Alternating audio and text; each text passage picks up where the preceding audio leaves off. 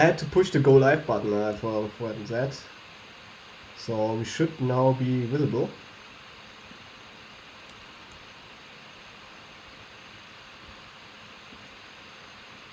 Yeah, because I see we are live. No, yeah, we are online. We are on online now.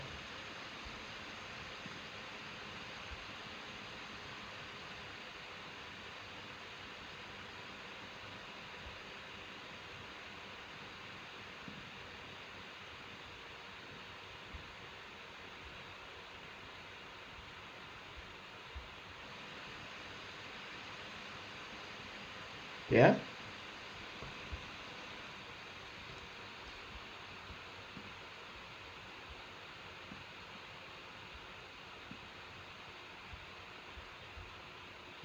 Wait, do we have a different stream now, or?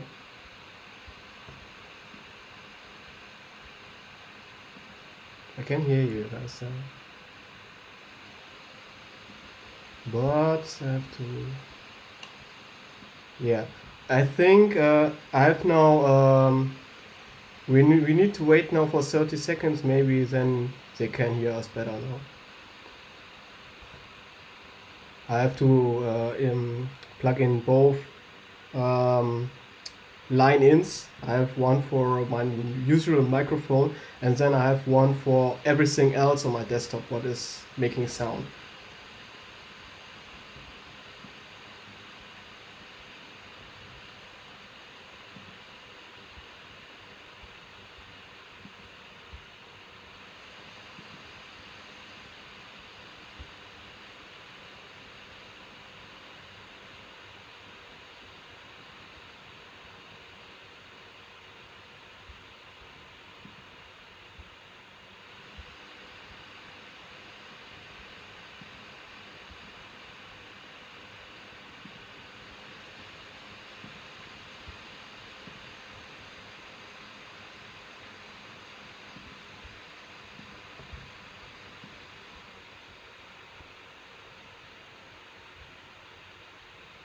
Yeah, give me a second.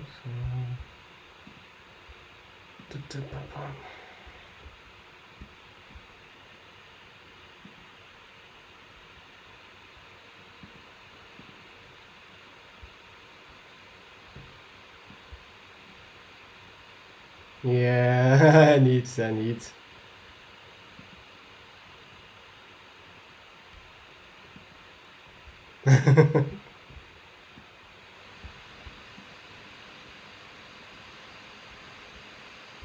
Yeah, you can see the chats because I don't see the messages in the YouTube chat.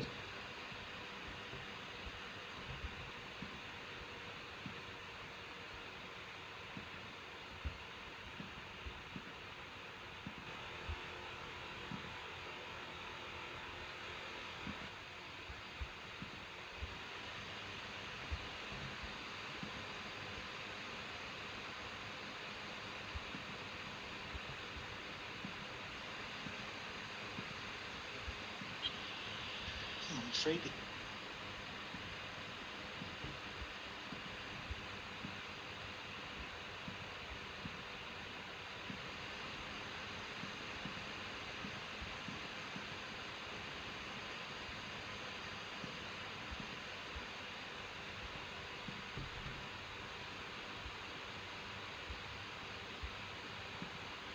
Mm.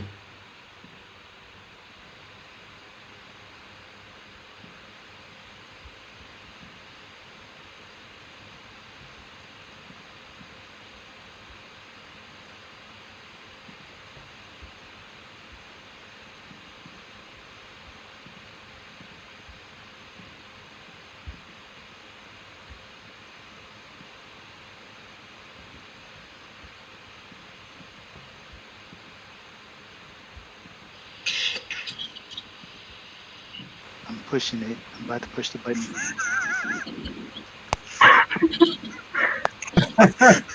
We're not even getting anywhere yet. This is so funny, but not funny.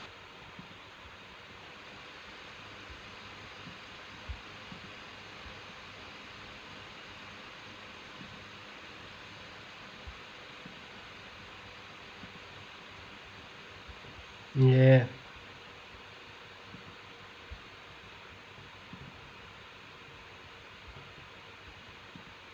Or what? Well, my internet is beautiful, but generally it's pretty shitty. German telecom sucks.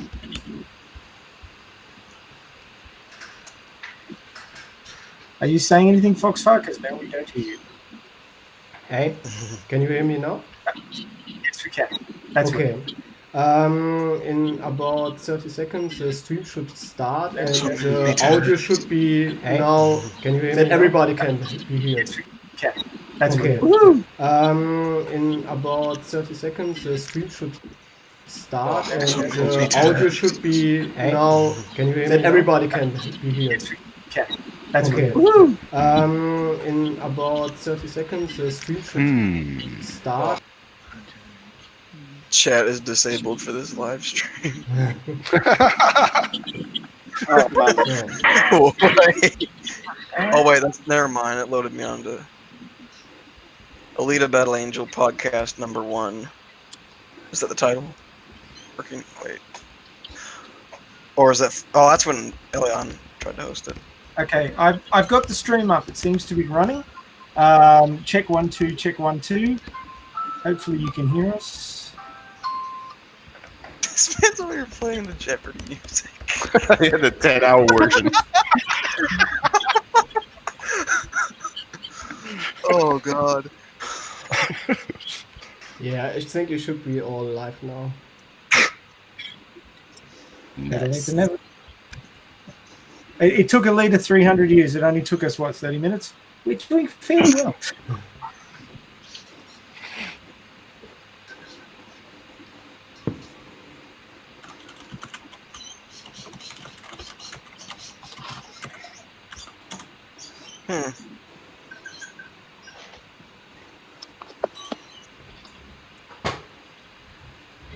What is?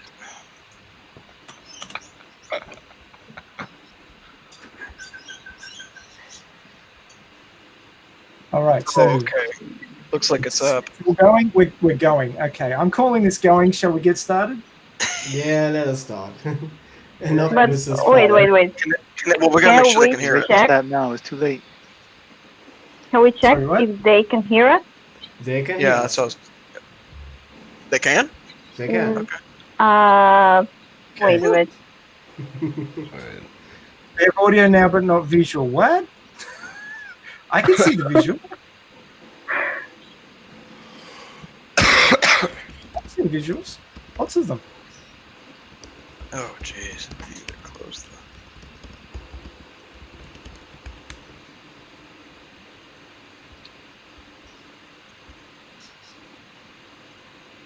Zen Sui says everything's working. He's in Germany, so it must be working for the rest of the world. Right. Jawohl! So I'm muting the stream so that I can actually hear what you guys are saying. Alrighty. Let's have some music then. Okay, so they can.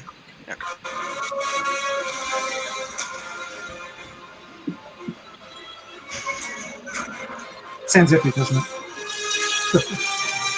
Welcome to the first Alita Army chat hangout. I'm your host, Max Tech Duro. I've got with me Foxfire in Germany, Johnny Ringo in Central USA. We've got Sarah Velian, who's also hiding out in the USA somewhere. I'm not entirely sure where. Did Pooley make it on? Can't see. Not yet. There. Yeah, so Pooley will be on a bit later. He's from England, but he's hanging out in New York today.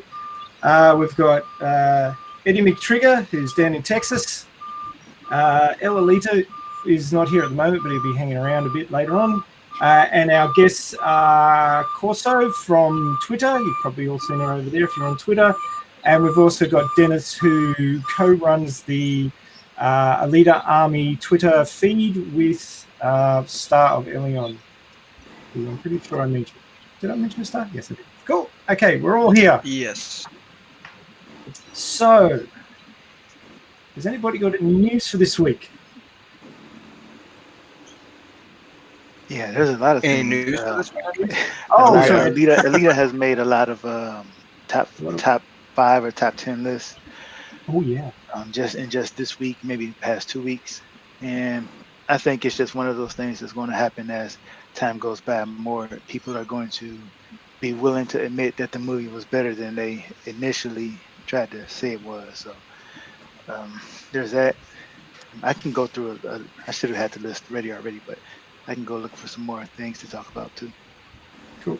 I just jumped one point. So what we need to do is let the people know who we are, and because we haven't got our intro videos sorted out yet, but we're working on that. So I'm Max Tak Jirai, also known as Sexy Killer Dumpster Baby on Discord, which makes a lot of people laugh. And I'm also Ray on Facebook. So I'm one of the Facebook admins for Eddie McTrigger's group.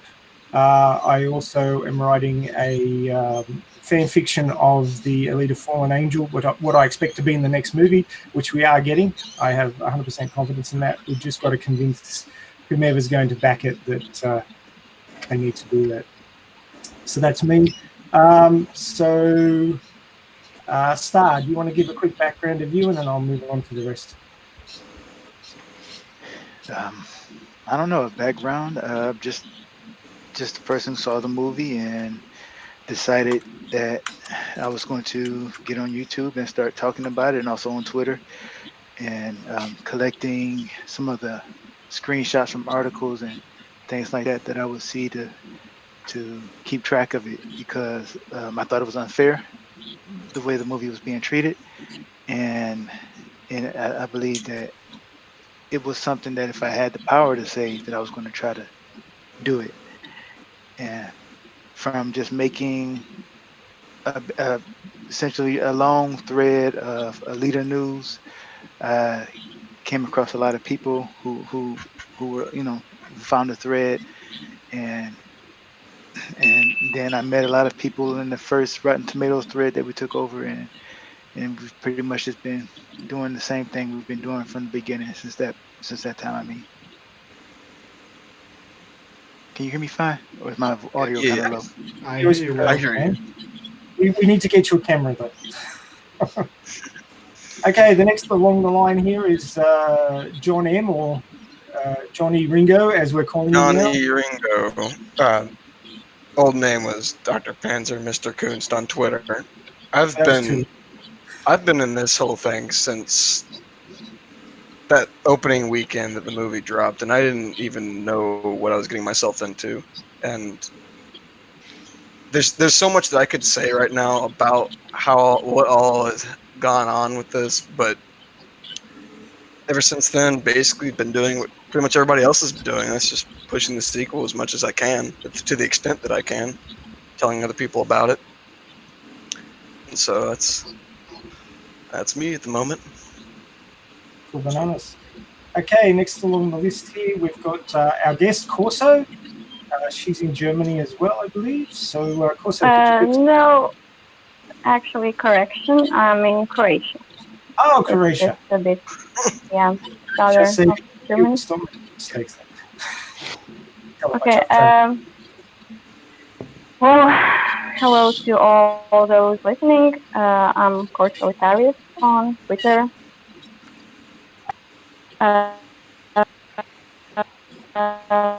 Well, I've been around for a year and a half now. Well, first I actually read manga and took a break, maybe half a year. Then, actually, I was waiting for this movie to come out, like since 2017, and they just kept delaying it. It was supposed to come out in the summer, then in December, then finally February, and in that time I was like completely turned away. I was, doing my things, and then I don't know. I kind of joined in December 2018, and I don't know. I've been around to like keep this spirit alive, like to show that there are fans, and I moved from Discord to Reddit, now to finally Twitter, and it's an enjoyable ride. So basically, that's it. Thank you. Next up, we have Foxfire, who is in Germany. I get that wrong, right? Do you want to tell us a bit about yourself, Fox? Yeah, hello. I have a question before I start introducing. Can you hear the fan of my MacBook? Just a tick. I did hear a ping earlier, but that might have been Yeah. That was me, actually. I thought I had my phone on silent. I didn't. Sorry. Yeah. That's on me. I'm not sure if my MacBook is too loud. If it's too loud, then just tell me. I don't yeah? hear it. Okay, I don't that's hear great. That's great. Yeah, my name is Foxfire, and I'm in this Alita fan base since February, you could say, where I saw the movie the first time, and yeah, from then on, this movie held me captivated. So I'm a new fan. I know some people are for years there, but I came with the movie, and I really love the manga, and then I read after that, and yeah, I came to the fan base, to the Alita Army, in March, April around. And from there on, it kept going. I made an own fan booth in Germany. I'm from German, and yeah, of course, a lot of different other stuff. And yeah, I could just keep on rambling. I'm still collecting my thoughts. Maybe if I can throw in something, I will make it later. So I will just pass it on to you guys. Thank you. Yeah, I know that feeling. I could have rambled on as well, but I'm trying to be succinct, not very good at it. Next up, we have Eddie McTrigger, who's running a Facebook group, amongst other things. Eddie, you want to tell us a bit about what you've been up to? Yeah, well, I got that Facebook group that me and a buddy of mine started because we just didn't like all the garbage going on in the other Facebook groups. So we started it up. Several of y'all are in that group. I guess I'm here partly because I kind of was the point of origin for an idea called Alita Day, which ended up with Rosa crying tears of joy on Instagram, so that went well. And I got some more ideas for stuff like that. I guess we may talk about them as we go along, but I won't get long-winded about it. I went and saw the movie. Well, I didn't really know that much about it. It's in Dolby 3D, so I thought, well, why not? Ended up seeing it 41 times, fell in love with it. Don't really need a reason. And so here I am. I'm hanging out. So that's what I'm going to do is hang out. Next up. Cool. Thanks so much. Okay, and our other guest is Dennis. He's one of the Twitter group, Alita Army admins. Dennis, you want to tell us a bit about yourself? Yeah, hello. Well, I wasn't a real fan initially. I didn't know much about the manga and stuff. My sister did, but I don't. So I was at the theater watching. I'm not sure. I was watching The Prodigy, and then I saw the trailer for Alita Battle Angel for the first time, and then the infamous line dropped. I do not stand behind the presence of evil, and I was set on fire. I really needed to see this movie, so I went to the theater and premiere night and ended up watching it 119 times. Yeah. Yeah, it became kind of an adventure to catch yet another screening. I travel all over the country. I guess around about 9,000 miles. I'm supposed to watch it again in January. I met another guy at the theater who had pretty much the same idea. We read a lot of the reviews, and they were shitty, and it felt so wrong. It just felt wrong. So I decided to reach out to people. So we move on now to our big topic for the chat, which is the 2019 retrospective. The stream has suddenly decided to think about it. It's back up. Yeah. Woohoo! German internet for the win. Yeah. Okay, so the first question of the retrospective, and some of you have already answered this.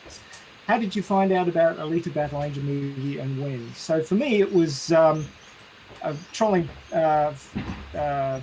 YouTube as I do, looking at movie reviews, and it popped up, and I was like, "What? Really?"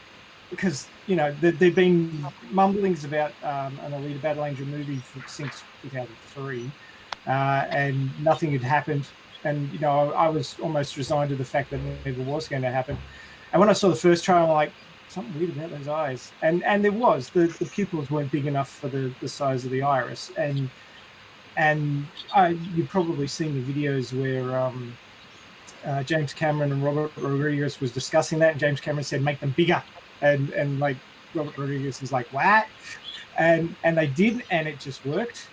And the second trailer dropped, and it was just fantastic. I'm like, I got to see this. So I was hunting around, and I saw that there was a pre-release showing in 3D. Over here they call it VMAX, but it's basically an IMAX screen. So I jumped in there, and I was probably about the third person to buy tickets. I don't know how I got so lucky to spot it so early on, but I was like middle center for that first screening. And the lights went down, and the moment I saw the 26th century thing come up, I went, okay, somebody's got a perfect sense of humor, obviously Robert Rodriguez, and this is going to be awesome. And I wasn't mistaken. It was just fantastic. I was on the edge of my seat 3 or 4 times. The motorball was just like, oh my God, what's going to happen? Oh my God. And the beautiful thing about it was I've been reading the manga since 94. I must admit, not continuously, but I'd read a big chunk and then wait for some more to come out and read another big chunk, because reading week to week just drives me mad, which it probably does to a few others as well. But I know the manga off by heart, and I'm sitting there in the cinema watching this movie going, that's the scene from the manga. They did that in the manga. That was in the manga. And when the 3 guys come tumbling out the door at the Chaos Bar, I'm like, yes, they did it, yes. And then at the end, which everybody's probably seen the end by now if they're watching this stream, when she gets the phone call from Ido, and he says he's gone up, and it's just like, oh, they're gonna do it, yes, they're gonna do it, and they did it exactly the same way in the manga. And those who came through the movie and then to the manga can't quite. I don't think you'll ever quite get that, yes, they did it feeling, which was just beautiful. And that was, I knew I had to see this movie again in the cinema. I had really busy work for 2 weeks. And then I started sneaking off. I got there 10 times in the end.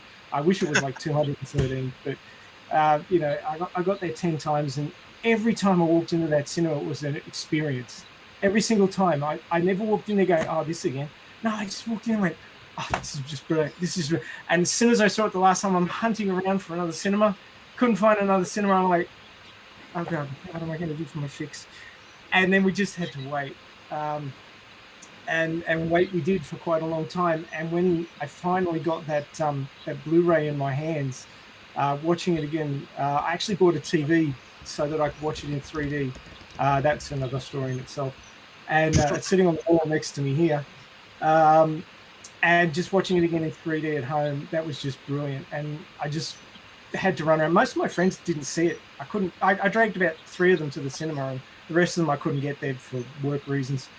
But I just wanted to drag everybody along to see it. It was just so amazing. This is a sign. Look at your back. What happened? What? Ray, look at your back. Perfect. Turn around, Ray. Oh, the poster. Back up there.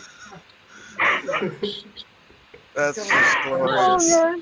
She's telling me to This is shut an up. amazing night, guys. Yeah. I get it. She's telling me to shut up. No, keep going. Okay, I'll stop rambling. So, does anybody have about their first experiences with the movie? Are you asking for someone's input, or are we going in any specific order? No, just whomever feels as emotional as I do about it can have a go. Oh, I mean, since, I don't know, Foxfire, you read the manga, right? Yes. Do you have, maybe you have some story or any impression? You mean in comparison to the movie? Yeah. Um, I think the character of Alita in the movie and in the manga feels like about the same. If you go from the first books or first 2 or 3 books, so if you compare those states they have at the end of this, they are at the same. Both have this problem of hardship, heart of a broken heart going on because they lost Hugo, and it feels like about the same for me. And yeah, I think from the movie wise, they fit they got the tone, I think, right. And I have the impression that while the movie is going on, and as well in the manga, you grow with the character, you see her progressing, and you know about as much as the character, a little bit more, and because some things get explained, but for the most, you don't know everything what's going on in the world because Alita doesn't know it. So you get more knowledge where you progress with her and see the world and experience it with her. So I think they managed to to get that right. That if the movie went something else in another way, like that we see the world of somebody else's eyes, like Edo's, that if he would be our surrogate, I would say they did a horrible mistake on that one. But they did make it right. Okay, then I just want to add to this. I didn't really compare manga and the movie when I was watching it. I mean, I can't say I truly remember, but one thing I really wanted to find out when I was watching it for the first time, and that is how they were going to adapt Hugo's death, right? And actually, that was quite impressive. Like, that was the biggest question I've seen among the fans, like, before the movie came out. And I think I mean, for most people, it maybe didn't mean as much for us who actually read the thing. But I don't know, it was bold. Like, you had him climbing up the Zalem and just dying for the second time. It was perfect. I mean, I think that is one thing that left, like, that left the biggest impression on me. So And for the rest, I mean, yeah, the spirits of Alita in the manga and the movie, I would say it kind of involves same emotion. Yeah, it was really good. Yeah, about the Hugo part, yeah, this thing that he died like 2 times, you could say, they did make it really well. What I missed about Hugo was his backstory in the movie. That I know the runtime is too short with 2 hours to bring that in. They could do it with some kind of flashbacks. Like if you compare it to the Mandalorian, they managed to bring his whole backstory in like 20 seconds. Because in that time, while they was wielding his armor, they showed his backstory. That was really short, but they managed to do it so well, and they spread it out about a few lengths or like a few episodes, you could say. And I think movie-wise with Alita, they could have done a same way, like weaving his backstory in without taking too much time away. But sadly, they didn't went that way. Yeah, I agree with you because there's a lot of non-verbal storytelling. The scene where she does the acrobatics and leans up next to Ido in the new Berserker body. No comment from her at all, but you get so much from Rose's acting. And I reckon they could have done it in about 20 seconds. They could have just shown a bunch of flashbacks from his head of what happened. But I guess maybe the expense of doing those scenes that quickly may have been a problem. I don't know exactly. But yeah, I would have loved to have seen his backstory. His backstory is in both the novelization and in the prequel novel. In the prequel novel, it's actually got a big chunk, like there's 2 chapters about part of his backstory, which is not quite canon as far as the manga is concerned, but it's very similar. So it does actually work. And I highly recommend if anybody wants more backstory of the Alita movie universe to read or listen, as I do, to the prequel novel? Okay, just one thing. I think we should stick. I don't know how long we're planning to be around. Like, I know we're gonna delve into some topics, but we should quickly move on. Like, your question was how did we like find out about Alita Battle Angel movie? So maybe others should say something. I know that Eddie's got quite a bit of background about how he came into the movie. Do you want to give us that, Eddie? Well, yeah, I mean, really, I had just seen a trailer or two, thought it looked interesting. I'd go see it. Like I said, saw that it was in Dolby 3D the first day I got freed up from work. And after that, I just kept seeing it.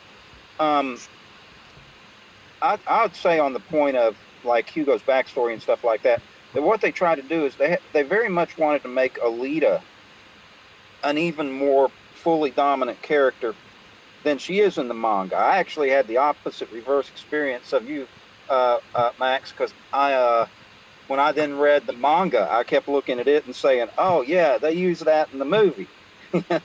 So I don't know. That's really, I just came to it through the movie, so I don't have much to add. How many times did you see it? 41, I think, if I counted right, which I used to think was a lot until Dennis spoke up. It's not a competition.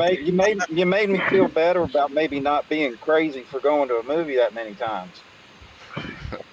Yeah, well, I'm crazy as fuck. Yeah, I'd agree. So before we move on from this topic, does anybody want to add to this about their first enjoyment of the movie and how they felt about it? I'd just say also what caught me wasn't just the story. It's all the stuff that's going on in the background. It's very obvious Jim Cameron thought about this for a long time. I mean, I won't bore you with it right now, but the numbers 11, 22, 33, 44, 55, 66, 77, 88, 99, 00, they all pop up in the movie. They're all being used certain ways. And I mean, Hugo, who is pirating parts, and when he's looking at Zapan saying, "I wouldn't want to be that guy," and Rodriguez turns him where the red parrot that's sitting on the stand behind him is sitting on his shoulder. And then when Alita comes and sees him in his captain's quarters and he sits up in bed and there's the crossed wrenches behind him on a poster and the word death beneath him and everything. And so he's turning this whole thing. And when Tanji knocks her out for the first time, he turns around and says, "Sorry, princess." And it's a princess and the pirate love story and all the little things like that were going on, because there's so much going on in the background. It's a very subliminal, psychological operation kind of movie. Anyway, that's it. I wanted to add something from my own experience.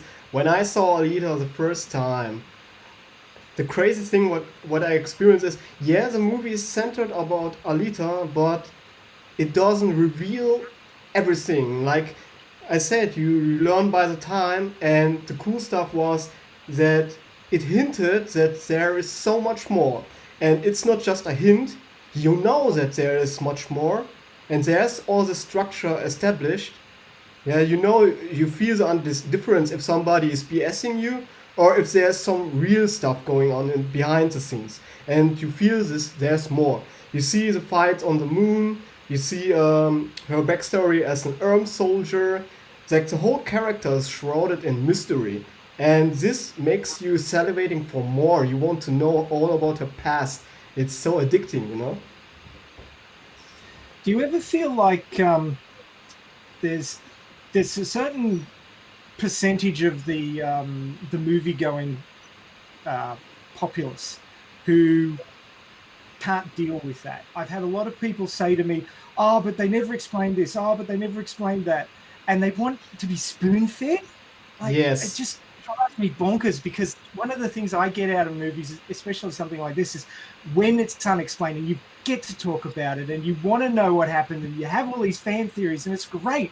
It adds a whole nother level to the movie, the performance, the construction of the narrative, and all these people just want, like, "Oh, I want to know everything from start to finish. I don't want any questions. In some parts, they are even spoon-fed. Like, her brain needs oxygen and food. And some people were, after the movie, still asking, why is she eating? She has a brain. It was explained three times, and they still missed it. So...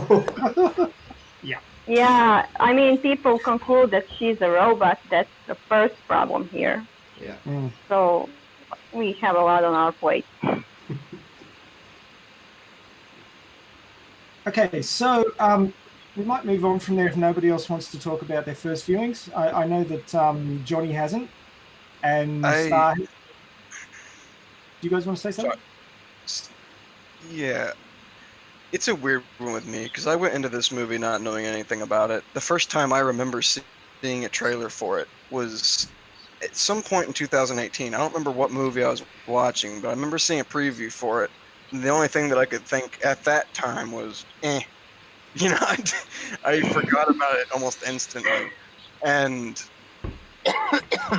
about a year later, I can't even remember the reason I went and decided to watch it. I think Happy Death Day 2 and something else was like the only thing that was showing. I'm like, well, I really don't care about that. So I went and I took somebody with me and I watched it, and the person that I had with me loves anime. I gotta be honest, I do not care for the most part about anime at all. It's never really been my thing. But I went into that movie expecting the other person to get something out of it far more than I did, or far more than I thought I would. And I came back more of a stand than this person is. She didn't even want to hear me talk about it anymore. It's like, boy, it's crazy. And now, since I've seen this movie, I think I saw it 14 times, which I probably shouldn't have seen it as many times as I did, but we gotta keep doing what we're doing, right? We want a sequel, yeah. After watching the movie, after watching the movie, I went and checked out the anime, which there were things I liked, there were things I didn't like. That's everything with anybody. And then I read the comics, which took a good minute for me to get into. There was a guy on Facebook who talked me in. Actually, a couple of people that talked me into it. Ray, you were one of them. And another guy by the name of Matthias, I think is what his name was, got me into it. And once I started reading it, especially once I got into the third, I have it over here somewhere, after the Japan arc, is when I was pretty much all in at that point. I was like, okay, we need to see more of this. There's no doubt. I already wanted another movie, but the further I read, the more interesting it got. And no movie or any piece of media that I've read or watched has ever glued me like this, ever. I love Lord of the Rings. I grew up with it, but it is not, for some reason, I can't nail down what it is, but there's something about this movie and this story and this character that goes far beyond what that did for me, despite the fact that I grew up with that story for years. So it's, to say that it's made an impact on my life is, yeah, it's made quite an impact, tremendously so. And now I've met all of you. I'm sure there's a lot of people who feel the same, man. Star, you've got your mic muted there. Are you still with us? Yeah. I don't plan on saying a whole lot tonight, but for me, I don't have much to say. Just when I saw the movie, the first time, I wasn't really that blown away by it, but I think that was on a Saturday night. No, it was a Friday night, right? And so then by Sunday, I kept thinking about the movie, and I couldn't get it off my mind. So I was like, okay, I'm going to go back Monday night. So I went back Monday night, and that's when I got hooked. And so then I went back and saw it Friday night again, and then Saturday night. So basically 4 times in the first week. And from that point on, it was just like I just couldn't stop going, and I was spending the whole time just smiling, just like live action manga character on the screen. I just couldn't get enough of it. And that's pretty much all I want to say. I don't want to take up too much time with my story. Cool, thanks for that. Okay, so Oh, by the way, chat, if you have any questions you'd like to pose to the team here, there's a fair bit of research time put in by all these people to know more about the manga and the movie than you ever thought possible. So if you have any questions, pop them in the chat. Johnny's going to take those down, and we're going to attempt to answer them at the end if we have time. And if we can't answer them, we'll do some research and see if we can answer them the following week. Okay, moving along. The Alita Army. It was something that I saw pop up on my radar through various YouTube channels like Stars and Enigmas, who's not with us today, but we're hoping to have him next time around. I wasn't into Twitter until the last week actually, so I wasn't really involved with the whole hashtagging thing, but I was picking a lot of it up through the videos where people were showing what was happening on Twitter. And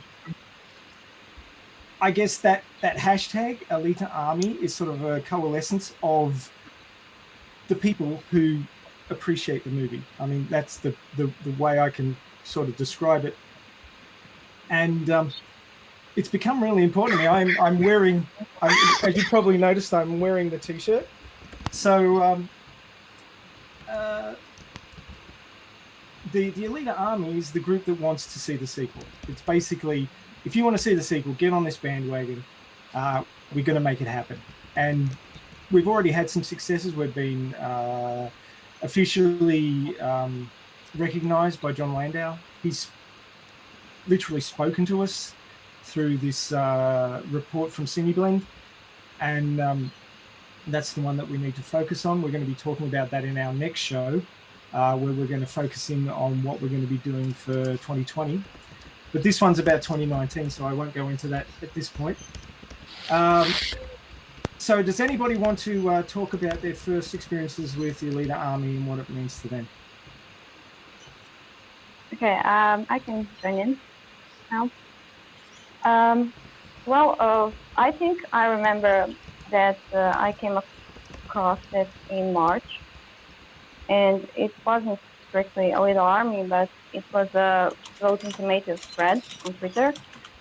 I think their question was something along the lines of the best movie, and a lot of replies were like spontaneously Alita Battle Angel.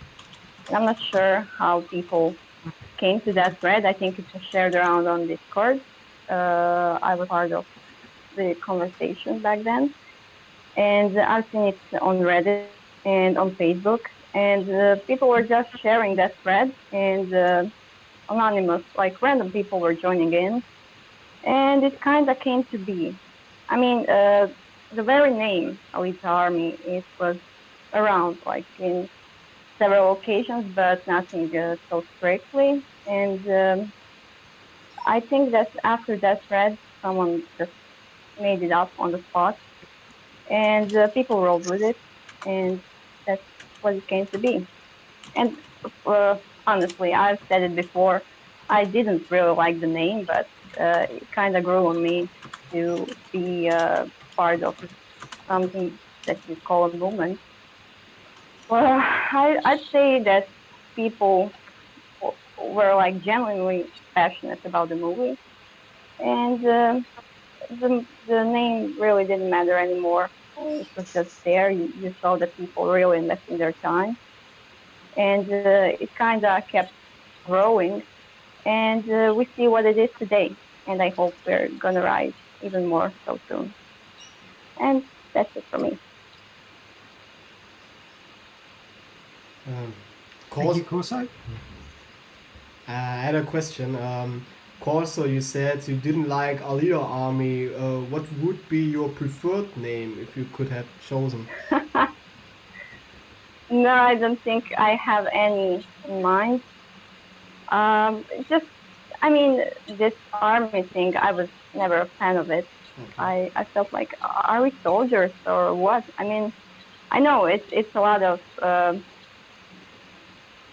to go over, to go through. I don't know, but for now, I'm pretty happy with it. So I wouldn't change anything. I think it's okay now.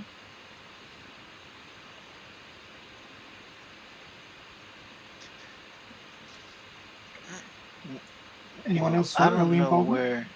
Yeah, I don't know how to begin really. I just know that I was basically doing the Alita Army thing before we got the hashtag, right? Um, Meeting people. Like we started the hashtag on March 18th, and that was Mr. Jinx Cat who came up with the. Was it Mr. Jinx Cat or Mr. Jinx?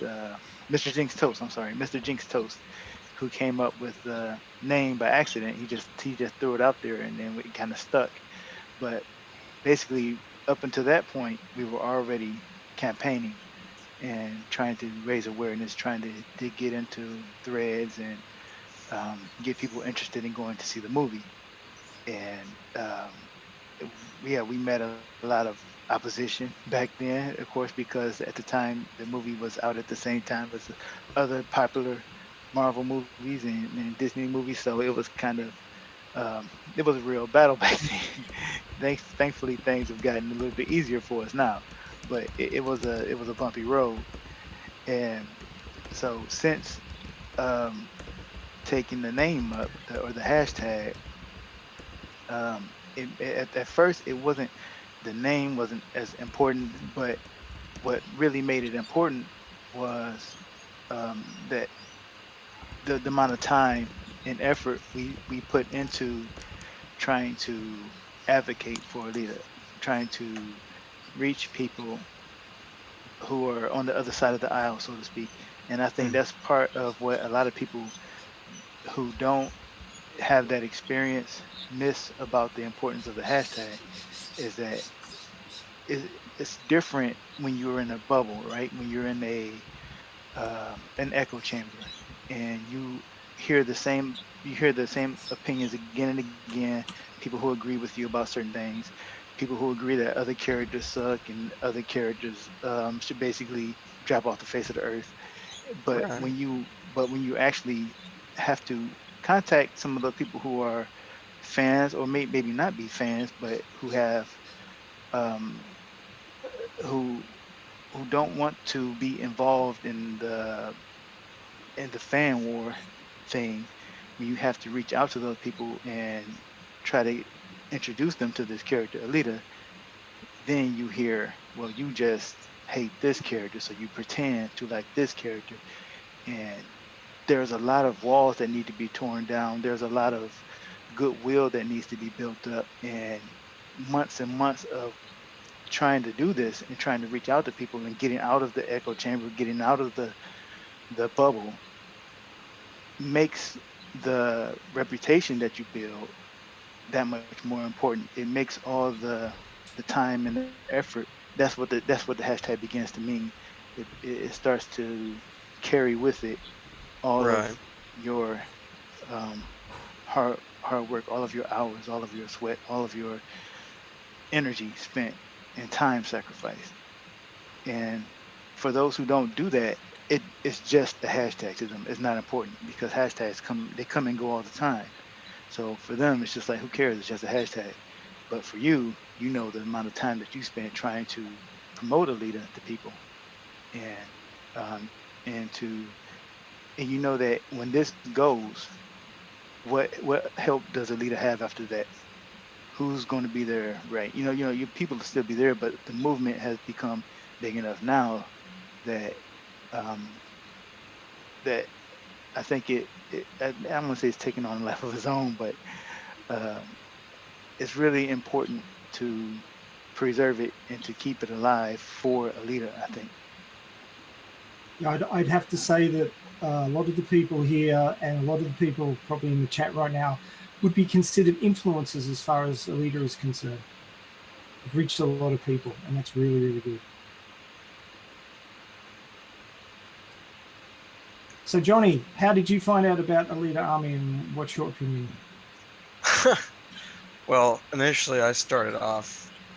Well, I didn't know about the hashtag deal until a little later, but I started off in the Facebook groups, and I believe it was the Alita Battle Angels Army Facebook group, which at the time I think at the time that I joined it had about 45 people, which now, even though this may not seem like a big number to some. It's at like 2,000 now, and there's some people have come and gone, but there's still a decent amount of folks in there that still push, and that's kind of where I lingered for a while. And then Eddie, or excuse me, it was Alita, who is not here yet.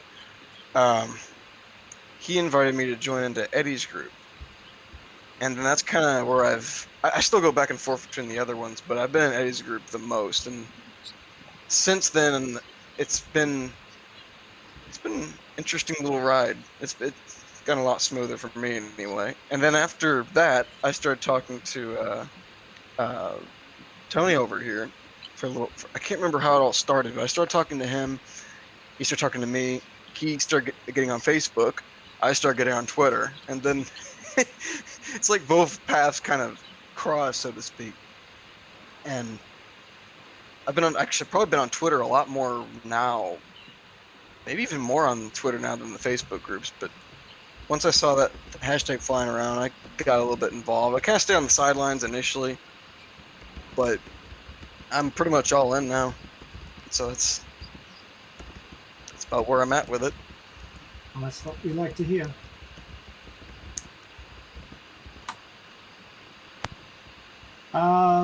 Foxfire, how did you come upon the hashtag Alita Army? What was your beginnings there? How I did come up? I think when I joined in April, I guess it was April or May around. That's basically for me the first time when I came across on this Alita Army hashtag, and for me it has a good sound. Yeah, it comes across a little bit aggressive in a way, but on the other hand, it has something that is sticky. You know, it's very hard to forget about it, and that makes it a great hashtag in my opinion. And if you are talking about fan base, I think most people are aware that it isn't a militant group for real who wants to do some crazy stuff. It's just fans who try to promote the movie, and it didn't take too much time for people to see that we are not demanding crazy stuff. You know, we want just more of the same. We don't want to rewrite a movie, and we don't want to trash it. We just want more. And this is one thing that John Campy has recently talked about, and thinks that is a reasonable wish. Yeah, so I think it didn't take too much time so for people to realize, okay, we're coming in peace. Yeah, so Eddie, the Alita Army, what does it mean to you? You know, I'm sitting here thinking about that. It's kind of hard to say. I just do my part, try to pull my weight. I started a group with Jake just so we could have a good, clean, positive thinking cafe for like-minded Alita heads, to be able to discuss the movie intelligently and politely and in a friendly way, and for activism, a place where ideas could cook up. And so I just sit in the group I helped found, just to do those things. I'm not a social media platform guy. I'm from before that. I'm from the time of the dinosaurs, and I mean I'm just constantly hoping that I don't get in a situation where I've locked myself out of my Facebook group and I have to wait until I can get to one of my nieces and nephews and hand them my phone and say, what did I do? I mean, you guys had to explain to me what putting my phone in landscape mode for this thing meant. I just try to contribute in the ways I can contribute. I mean, I had one good idea. You never know, might be able to have another one. So, I think if you're in it and you're active, then I guess you're part of the Alita Army. There you go. Yeah, that's how I look at it too. Exactly right. Dennis, you've been pretty quiet there. Have you got anything to add on this one before we move on? Yeah. Well, I never felt Alita Army was some kind of militant name. I felt it was appropriate. We had to fight for something. We had to fight for her. Our struggle is hers. Her struggle, our struggle. That's why I can relate so much to her because basically her pain is somehow a very universal theme, a very human thing. That's why I Mhm. think so many people can relate to her struggle, and that's why I thought Alita Army sounds appropriate to me. Well, I cannot even remember exactly what brought me back to social media, but I guess it was when it was finished dragging everyone I know to the cinema. I had to do something more. I just had to reach out to other people. So I dragged everyone to the theater. What's to do next? Okay. Well, I pretty much ceased to use social media at that time. I had all the accounts, pretty much only idling. I'm still not. I still don't like Facebook anymore. But I became active on Twitter and Instagram somehow. So I just checked my Instagram timeline back in March 9th, and my first leader related post was made. So uh, I do not know if I mentioned it. I even got myself a tattoo to just make it clear to myself I'm committed to this. I want this. Hardcore. I want to be in this, and I want to see it through. I want to go all the way, no matter the cost, no matter the time, all the sacrifice. That's why I'm convicted to having a positive attitude.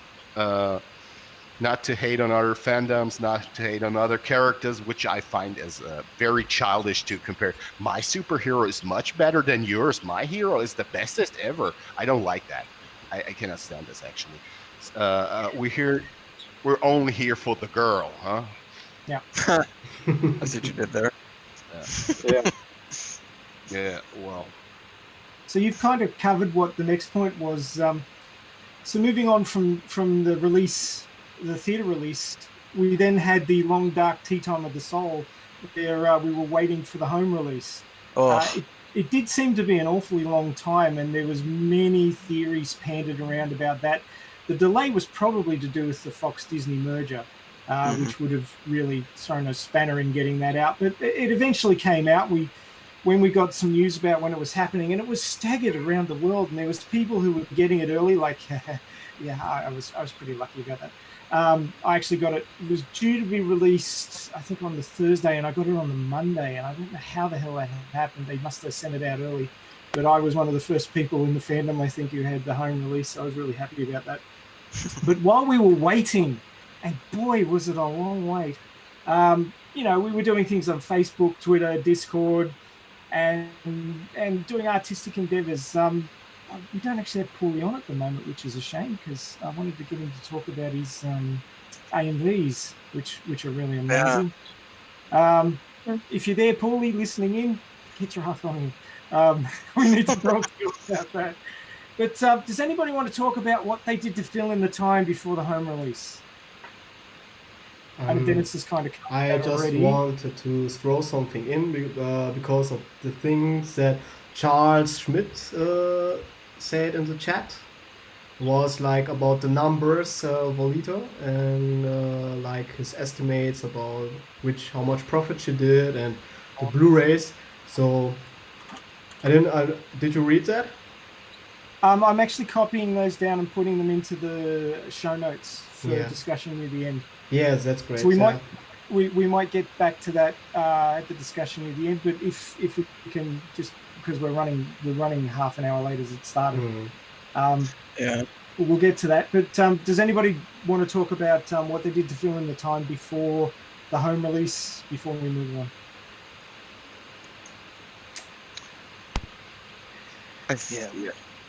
Okay, we were busy. We were busy. Yeah. Damn busy. Yeah. I don't know. Like during, basically from the time, I mean, we had the whole thing with the Independent happen. We had what else? Oh, we were hitting those threads out there. The Oscar thread, the Academy thread with the the biggest one, and that's the one that really got people's attention.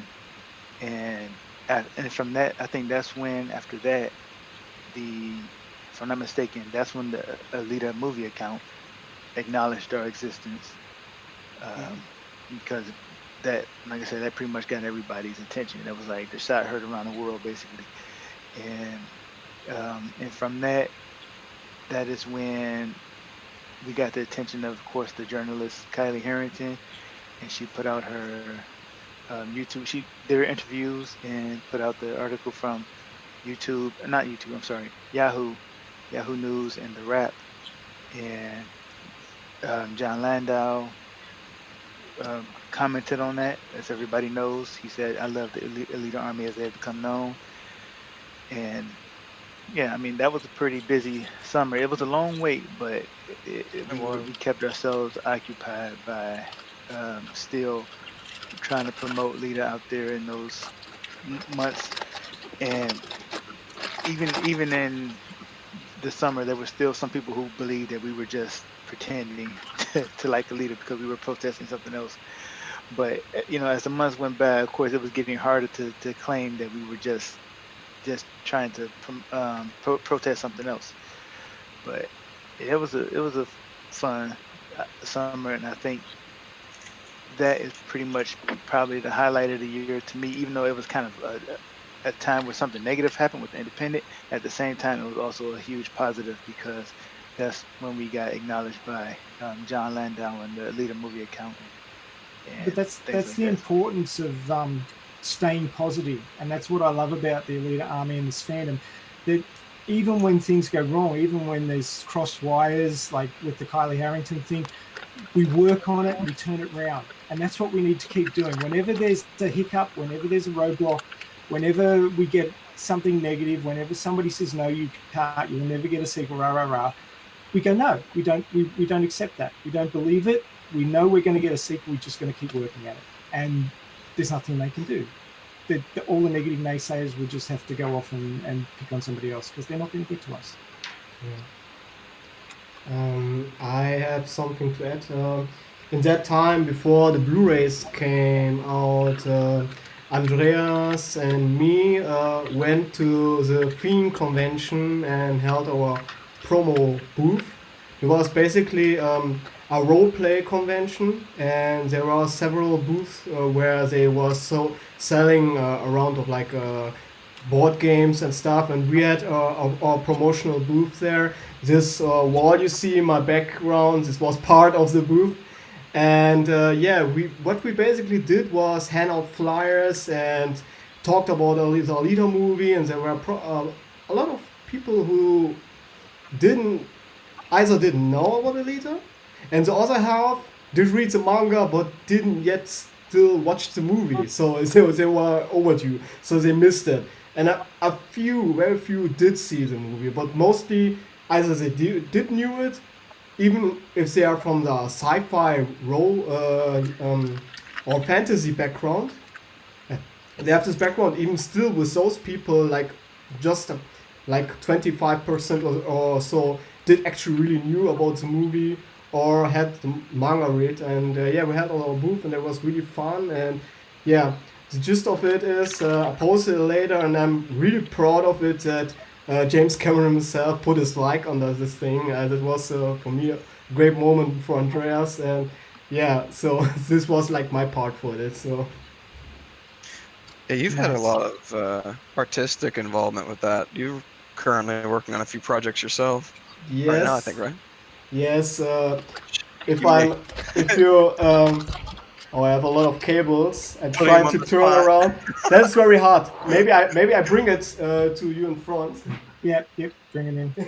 While we're waiting, I'll just throw a shout out to all those artists on DeviantArt and all the other places who've been doing Alita art. That stuff is amazing. Keep it up, guys.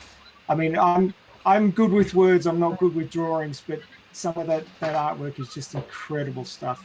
And I'm sorry if I've ever used it without acknowledging you. I will attempt to do that. It's just some things come to me through other sources, so I don't have the artist's name. Yes. Like, you see this thing? Oh, This is the what heart. I'm working. Yes, that's Alita's heart. Oh, cool. Yeah. That's cool. So I'm talking with the guy who makes the prints, like he has a 3D printer, and he recently told me that he is able to print things in metal too. I don't know what's this name is in English of this metal, but I'm trying to make another heart in with metal. Like this would be look a lot more polished and like in the screens you did see from Queens. So I want to have a real metal heart. So that would be Nice. pretty cool. That's very cool. Speaking of which, that's kind of moves us into the next point, was merch. Merch is a big thing. There's official merch, which was very thin on the ground. There's unofficial merch, which a lot of people have been sort of pumping out there. And I must admit, I've probably got a bit of both. But any of you guys want to talk about the merch that you've collected and what your favorite pieces are? Obviously, the heart's something you're working on, which is all your personal merch, Yeah. which is awesome.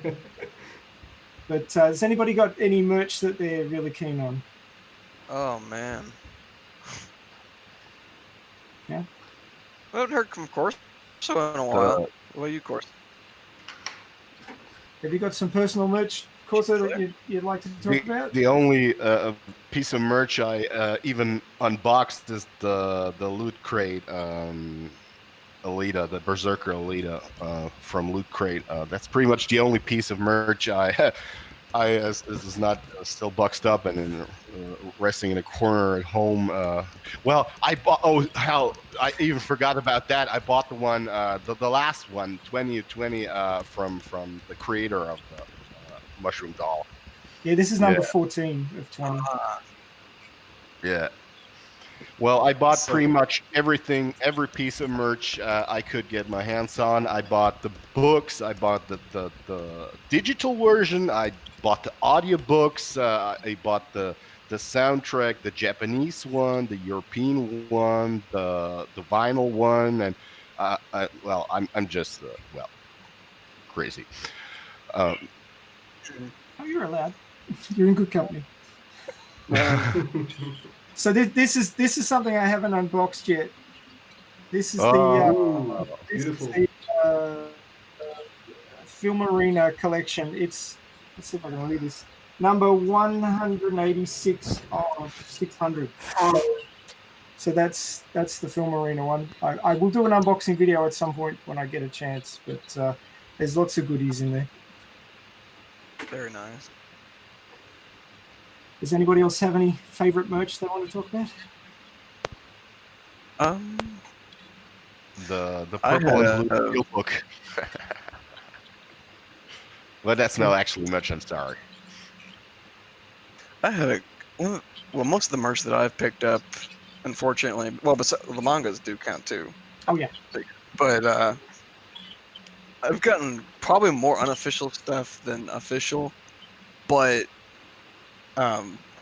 there's, I think probably the most notable mention is probably the sword, which was not actually, the sword wasn't even official either, but regardless, I drove, I can't remember how far I drove out to go to the Comic-Con where I live. It's not that far compared to how many, by comparison to how some folks travel to get to these places, but I hadn't gone to a Comic-Con in a long time, so I went there. I thought there'd be more Alita stuff than what I found. The only thing that I found that was remotely related was that sword, and that's it. Nothing else. Is that metal? Yes, it's steel. It's heavy as hell too. You'd be surprised because a lot of the time. I've got the cosplay one. Yeah, you can get. I think that was like $100. So I mean, if you can't, is that the Canadian one? No, I picked up Comic-Con here where I live, several miles outside of where I live. But there was that, and then there's a guy in one of the Facebook groups who does a lot of 3D prints, which I think I won't say his name. I don't know if he'd want his name out, but you know who I'm talking about probably. And he made. Is that the guy who did the motorboats? No, not I didn't. No, I didn't. I don't even remember that guy's name, but no, I didn't get any of those. His name was, I think his first name was Paul, and he made a bunch of these actually. I think he still has a couple of them on eBay, but little Lita heads. So I haven't got around to painting it yet. I will, but it may be a while until I do get around to doing that. But yeah, I've kind of find it interesting having the unofficial stuff. But there are a few official. There's the novelization, of course, the Blu-rays, the mangas. One of the things that I found really interesting, and things that it's not so much the items itself, but you talked about, or we have talked about in the past, about how wholesome this fandom is generally. And one of the things that amazes me, and I don't even know why this individual did this, I won't say his name, but he sent me or he had my address, and I was like, okay, cool, fine. I never do that ever, because generally that's not a smart idea, just to give out your address to someone. Yeah, what's gonna happen? And this man sent me a package of Alita M&Ms, purple, silver, and black, which are like, the colors of her berserker armor or berserker body. I kept thinking, I was like, why? People don't. I've never seen people do stuff like this. As far as, maybe I'm just not used to it. I don't know. But I don't know. This kind of shows the wholesomeness of that. And people send. I've seen countless members send people care packages just on a whim. It's like, hey, here's this. It's cool. And Elito, who's not here right now, he's one of those folks. And I just think it's really cool. Sorry if I had a hard. Alita and I have been sending packages across the world to each other. He sent to like Russia. I think he even sent. He sent some to you too. I think he sent some to you. He sent some to everybody. Yeah. It's just I've got a bunch of his kit over here, and I sent him that DVD release that was only in Australia. I sent it to him for his birthday. He said, "How much did that cost?" I said, "Enough, but you're not paying for it." So he got that for his birthday. Installation just said in the chat, Alita Arm or hashtag Alita Army is family, and I have a hard time. Part of why I don't. It's hard for me to speak live, so I'm sorry if I'm, kind of trailing off a bit. But it's one of the things that I wanted to touch on, because I've never, I'll be honest, just a little personal note here, I've never been connected with any community as far as like, at least to this extent. I've never been involved in any kind of group, circle, or really anything. I spent most of my life, at least up until the past few years, very isolated and did not have any sense of community at all. And so when I found you guys, it was especially more recently. And now that I know some of us may never meet, but since I've met you guys, it's changed my life tremendously in ways that I'm not going to go on to right now. I'll save that for another stream. But it's just incredible to me, and I don't see this anywhere else. You look at any other fandom, at least maybe I'm wrong, but I look anywhere else, I don't see this. I don't see it in Lord of the Rings. I don't see it in Marvel. I don't see it anywhere. This is the only place that I can think of that has this kind of sense of community. And the fact that I actually crawled out of my shell, so to speak, to actually be involved, for me is telling, because you'd ask my mother, she'd tell you the same thing. It wouldn't have happened if it were anybody else. So I kind of trailed off there, but that's about what I wanted to say about the merch. I kind of tied the merch and the whole fandom into one little ball there, but you did good. I had to bring that up before I forgot about it. That's a pretty good point. Yeah, that's miraculously about the fandom. It's so wholesome. It's I don't know what's the deal, but the movie actually made me care again. It made me care about people. It made me care about relationships. It made me. I have the feeling, no matter what is about to come, no adversity, no nothing I'm afraid of, because I know I can. We stick together. We are truly communal. Something which is missing in our time.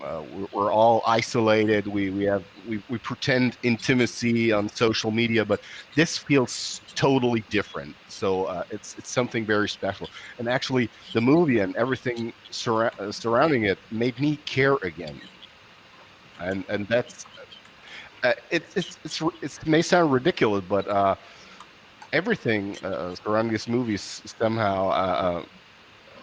I'm just going out, I'm doing stuff, and then all the miracles are starting to happen because we truly and honestly love it, and everything is better with love. It's odd. I cannot really describe it. I put it into the right words, but I think you know what I'm talking about. Yeah, and I didn't mean to trail off so far with that because we were talking about merch, but it is something that I think is the core of all of this. Because at the end of the day, yes, we want a sequel, and that is the ultimate goal. That's why we're here, right? But there's also the community. There are people. I don't know how many of you or how many people even watching have the kind of issue that I have when it comes to reaching out to folks, but I'm sure there's probably a lot. And there comes a point where never mind. I'm gonna trail off too far if I go down that road. We might keep that for the end if you still feel I could go on that forever, but it's a sense of community that really blows my mind here. We want a sequel, but at the end of the day, it's really the people that we have here that I think is the heart of all of this. It's not just the movie, and I think that should be one of the most important things to touch on. Yeah, it's not only our goal; people. it's the journey. The journey itself become a beautiful adventure, and that's different to anything I've ever experienced before. The journey itself has become a goal, and that's awesome. It's just weird that a movie of all things is what starts stuff like this. I just wish that we would see more things like this in other situations because there's so many. Yeah, in other parts of life, in other circles. But it is how it is. I think with stories we become more vulnerable. We see something that speaks to us, not something that opens up a conversation. We're just listeners. And with stories, you connect and you feel that same intimacy with other people because they're also listeners and we're listeners together. And we bond over that. And in other areas, you just have to engage. And when you engage, it's faster, it's more dynamic, and we kind of lose that sense of what's reasonable, or I mean, our minds prevail, not our hearts. And I guess that's why, I mean, with movies, with games, with music, it's something that speaks to us, and it's not that thing that demands that we speak back. And I think that's why this is why it's happening. I think it's the character of Alita. She's pure of heart. She says what she thinks. She won't stand by in the presence of evil. She just goes at what she needs to fight. She won't ever quit. She won't ever back down. And she's sort of even though she has no history that she understands or can remember, she just approaches life with, I will do what I see needs to be done and I will get it done. But also she's vulnerable. She's someone who sees that she's making a mistake. She goes, oh, damn it, why did I make that mistake? Why did I hurt those people? I need to make up for this. I need to do something right. And then, obviously past the end of the movie, but further along in the manga, she realizes that she can be a bridge between the people on Earth and the people up in the floating city. And then it goes even further as the manga goes on. That she's trying to be this central figure of karma that will help unite the people. And it's all, everybody says she's a Ronin and she's selfish and she fights for herself, but not really. No, she's got bigger ideals. It's not really true. Yeah, she's there for everyone.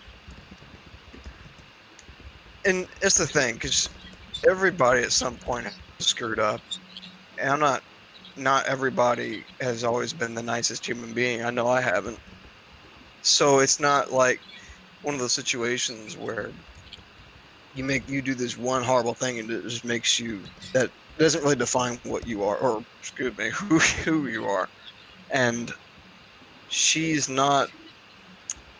There are times that she does really horrible things, but at the end of the day, that's not the only thing that's there. And I think a lot of people get too caught up, like you said, in the whole lone. She's a lone wolf, like you said, which she is, but it's not the only thing there. She spends a lot of time fighting for others. Really. Right. But she does have also her, her own.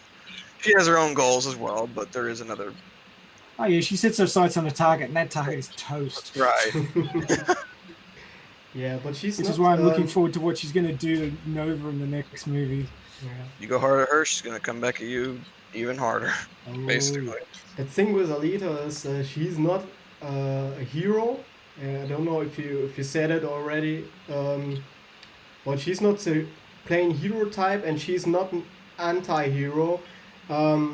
She's really something different, I would say.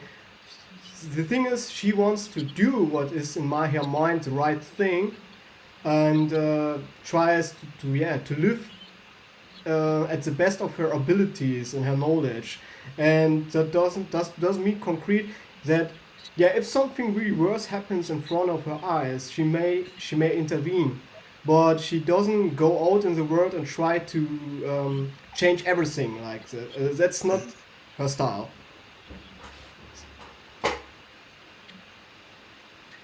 So while we're discussing Alita and what we see about it, does anybody else want to add anything to that point?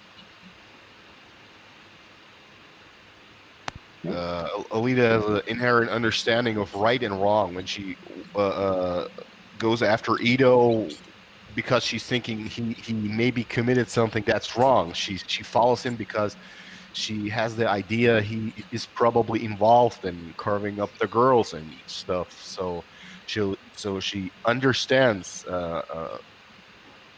intuitively what's right and wrong, and she follows that path all along. She's there to defend the people who help her recover. She's defending the ones she loves. She's ready to sacrifice. That's the epitome of warrior spirit. She's ready to fight for those she loves. And those who can't fight for themselves. Sacrifice for it. I mean, she didn't know any of these girls that were murdered, but she knew that she had to do something about it. Yeah, it's not right what happened. That's the thing. Yeah, that's basically my point. Okay, so this sort of brings me into the next point, which is the manga. Who watched the movie and then got into the manga, or the other way around? Are you an old manga soul like me? I started reading the manga in '94, as I said, and came to it, went back and forth, and it's one of those stories that just sticks with you. And that's why I want to see more in the movies. Does anybody else have anything to add? Just a question for the point about the girls that got killed before. I never had the impression that she would go out for those unknown girls and try to avenge them or save them. I had never the impression. I think she was dragged into the conflict because Ito was in danger and she wanted to find out about him. That was always my impression. And then she got invested in all this stuff. I could see that. Yeah, fair enough. Mm-hmm. I kind of already touched on how I found out about the manga, so I don't know. I kind of blended that earlier, of course, so I'll leave that part to anybody else. Well, yes, I also mentioned. Oh, sorry, Dennis. Would you like? No to have a problem. word? Go ahead. Go forth, my child. Go forth. Okay. I mentioned already that I read manga before seeing the movie, and it was I think in June or July of 2018. And I was, simply speaking, blown away. And I mean, it's a story that makes you cry, that makes you feel. At times, it was really how to say, surprising. It's like had a lot of unexpected deaths, and you just kind of get attached to people. I mean, characters. They just kind of, pass away in some various really gruesome circumstances, and that's okay because that's the kind of manga it is. It's really R-rated, and I don't know. It kind of makes you ponder upon life and your own relationships and what you want to achieve in your own life and what kind of person you are and what other ways there are to improve yourself or I don't know. She's constantly fighting for that better version of herself, and I think that's the most relatable thing about it. And they try to translate that to the movie, and I mean, simply speaking, precisely because the manga is a story like that. That's why. I mean, I'm basically really here because it's something that a lot of people could use to see those kinds of stories, like how we try to become better people and how we actually reflect on our actions, how we ponder upon who we are and where we came from and where we're heading. I think that we don't really think about that a lot. You just kind of live your life, and some people don't even face themselves. They don't have time for that, and I don't know. I think that's really inspiring, and that's that's what makes the manga like really unique for me. From all the other stories I've seen, this is really like maybe the only one that I really connected with.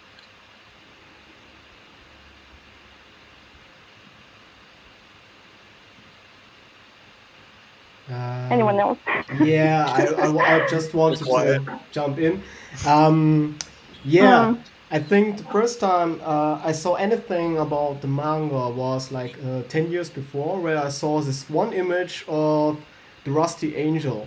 And I was like instantly like struck, I was asking myself what is going on and in this world. You see all this Alita is like half destroyed and all this dystopian world around it, and you instantly ask yourself what's going on in that world. Why is this girl in that condition? But I knew there's manga, but back at that time I was too hesitant to pick it up. Yeah, so like yeah, I have all the other stuff to do, and then I forgot about it. And yeah, I saw the movie, and yeah, I remembered. Yeah, there's some manga, and after I saw the movie, it was like 1 or 2 weeks after that. It was in February, and I was sick like for a week, and then I picked up the manga, and basically I read it in that whole week, from the original series up to Mars Chronicles. Like I was reading day and night. I was almost dreaming about Alita, and yeah, that struck me. It's like when I started I really liked Alita in the movie, but when I read the manga, that made click in my head, and I just fell in love with the character, and I felt like, whoa, this is the thing. I want to have this story in a movie. I want to have it filmed, and then I started to reach out to people like on Facebook and stuff, and that made for me this the thing rolling. I had to reach out because I thought, damn, I met a gem. I found gold, and I had to talk about it with people. Like It's a story that needs to be told. With all the other stuff that we're getting, that's fine. There's nothing wrong with all these other movies. They really want to, people will watch what they want to watch regardless, and we can't change that. But this is one of those things that needs to come to the screen, and we have gotten it, but we want more of it. Yeah. You can't just. I mean, is it a full, complete story? Yeah, she has a complete character arc, but there's no reason to stop. I don't. Everything hasn't been resolved. That's the thing. No, far from it. And it's one of those movies where you watch the end, you're like, wait, that's it? I was expecting another 40 minutes or something. I need more. Exactly. And It's not. I don't even think it's a money issue at this point. We just gotta convince the people at the top to just do it. And if we can do that, once we get it greenlit, I'm gonna be so much. I think things will go a lot smoother once that happens. And There will be some serious celebrating on that day. very much so. Serious celebrating. It needs to happen. So My point of view is on the story of one movie remains a monolithic cult classic. It's basically a tragedy because the big evil won. Her heart is broken, and well, I don't want to story to end there. I don't want this lovable character to be the victim of a tragedy. I want to see her fighting her way back into the life where she belongs. Right. And well, it's like fucking. Oh, I'm sorry. It's like a Shakespearean tragedy or something like that. PG-13. Remember, you get one of those. That's it. We all get one. Yeah, you just used your F-bomb. Yeah, we don't have any left. The one F-bomb. Yeah.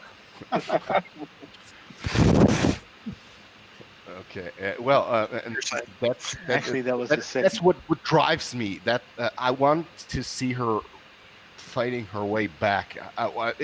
That's what I can relate to. She's trapped in the darkness right now. She lost the thing she loved. She's overwhelmed by pain and it is basically her pain that ignites our hearts, that sets our hearts on fire, because we can relate so much. She represents very essential parts of the human condition, and I think that's the point why we want her story to continue. Well, yeah. Yeah, it makes sense. But I mean, it's gonna get a bit darker before it gets any farther. Oh yeah, it's gonna be dark for a long while. Yeah. Yeah. The second movie is The Fallen Angel, and it will be very gritty and very dark. Very angry angel. Angry angel. Angry angel. Something about that is so funny. Alita, angry angel. hey, Alita, angry angel. Oh man. That could be a parody. I think I'm going to write that. No, you're not wrong. She's pissed. That's for sure. It wouldn't be, right? Yeah, he's kind of setting it up for a story arc, seems like to me, if it goes into a trilogy, where there's a rise, and then there's going to be a fall, and then it's going to rise again. It's going to be a rise, fall, rise set up in those three movies. That's the only thoughts I have on everything else being said. I've been quiet for a while. Yeah, Foxfire had the same thing happen to me. I got the original manga. I thought to myself, okay, well, this will take a little while. I practically didn't sleep for 3 days. I just was reading until I got all the way done with it. And then to what Dennis said about the whole journey thing. Yeah, actually, I've been having a gas with this. You know, where everybody else, I think that's one of the reasons I don't ever get depressed or blacked out, because I'm just having a lot of fun. Sitting back, you know, watching the whole thing develop, looking for an opening, where I can hit, stuff like that. You know, there's a need to get into Paradigm. There's a need to get into Lightstorm. Okay, I got the skill set. I can get behind the scenes in there. And I've just been having a gas with this whole thing. So it's been a lot of fun for me. And I guess I'm having fun too, because I'm really confident that if we just keep this up and we do it smart and do it right, we're going to get our trilogy. So that's me catching up on everything you said. You're going to go back talking. You got a pretty good rhythm. Yeah, we're currently at 85 minutes so far. That's where we're at. Yeah. 2 a.m. here, guys. That went by. That went by quickly. Well, we lost half an hour at the start. I apologize for that. That's true. Okay. We did. So the DVD release, the wonderful day when we got the DVD. I mentioned that I got it early. Was there anybody else who wanted to pass an opinion on the DVD release, and what's your favorite type? Mine is the 3D, and I went to the trouble of finding a secondhand, barely used 3D television so I could watch it in 3D, and it is glorious. So anybody else wants to speak about that? Jump in right now. I had a particular experience with the digital copy. Google made a little oopsie and released the German version of Alita Battle Angel digital on July 5th, a few days early. And I had my last theater screening on July 6th, so this was pretty much a very awesome day. Seamless blend, so to say. Well, my favorite Blu-ray is still the 4K. Even though it's only an intermediate 2K upscale, which is at some point very grainy and noisy, but I still appreciate it.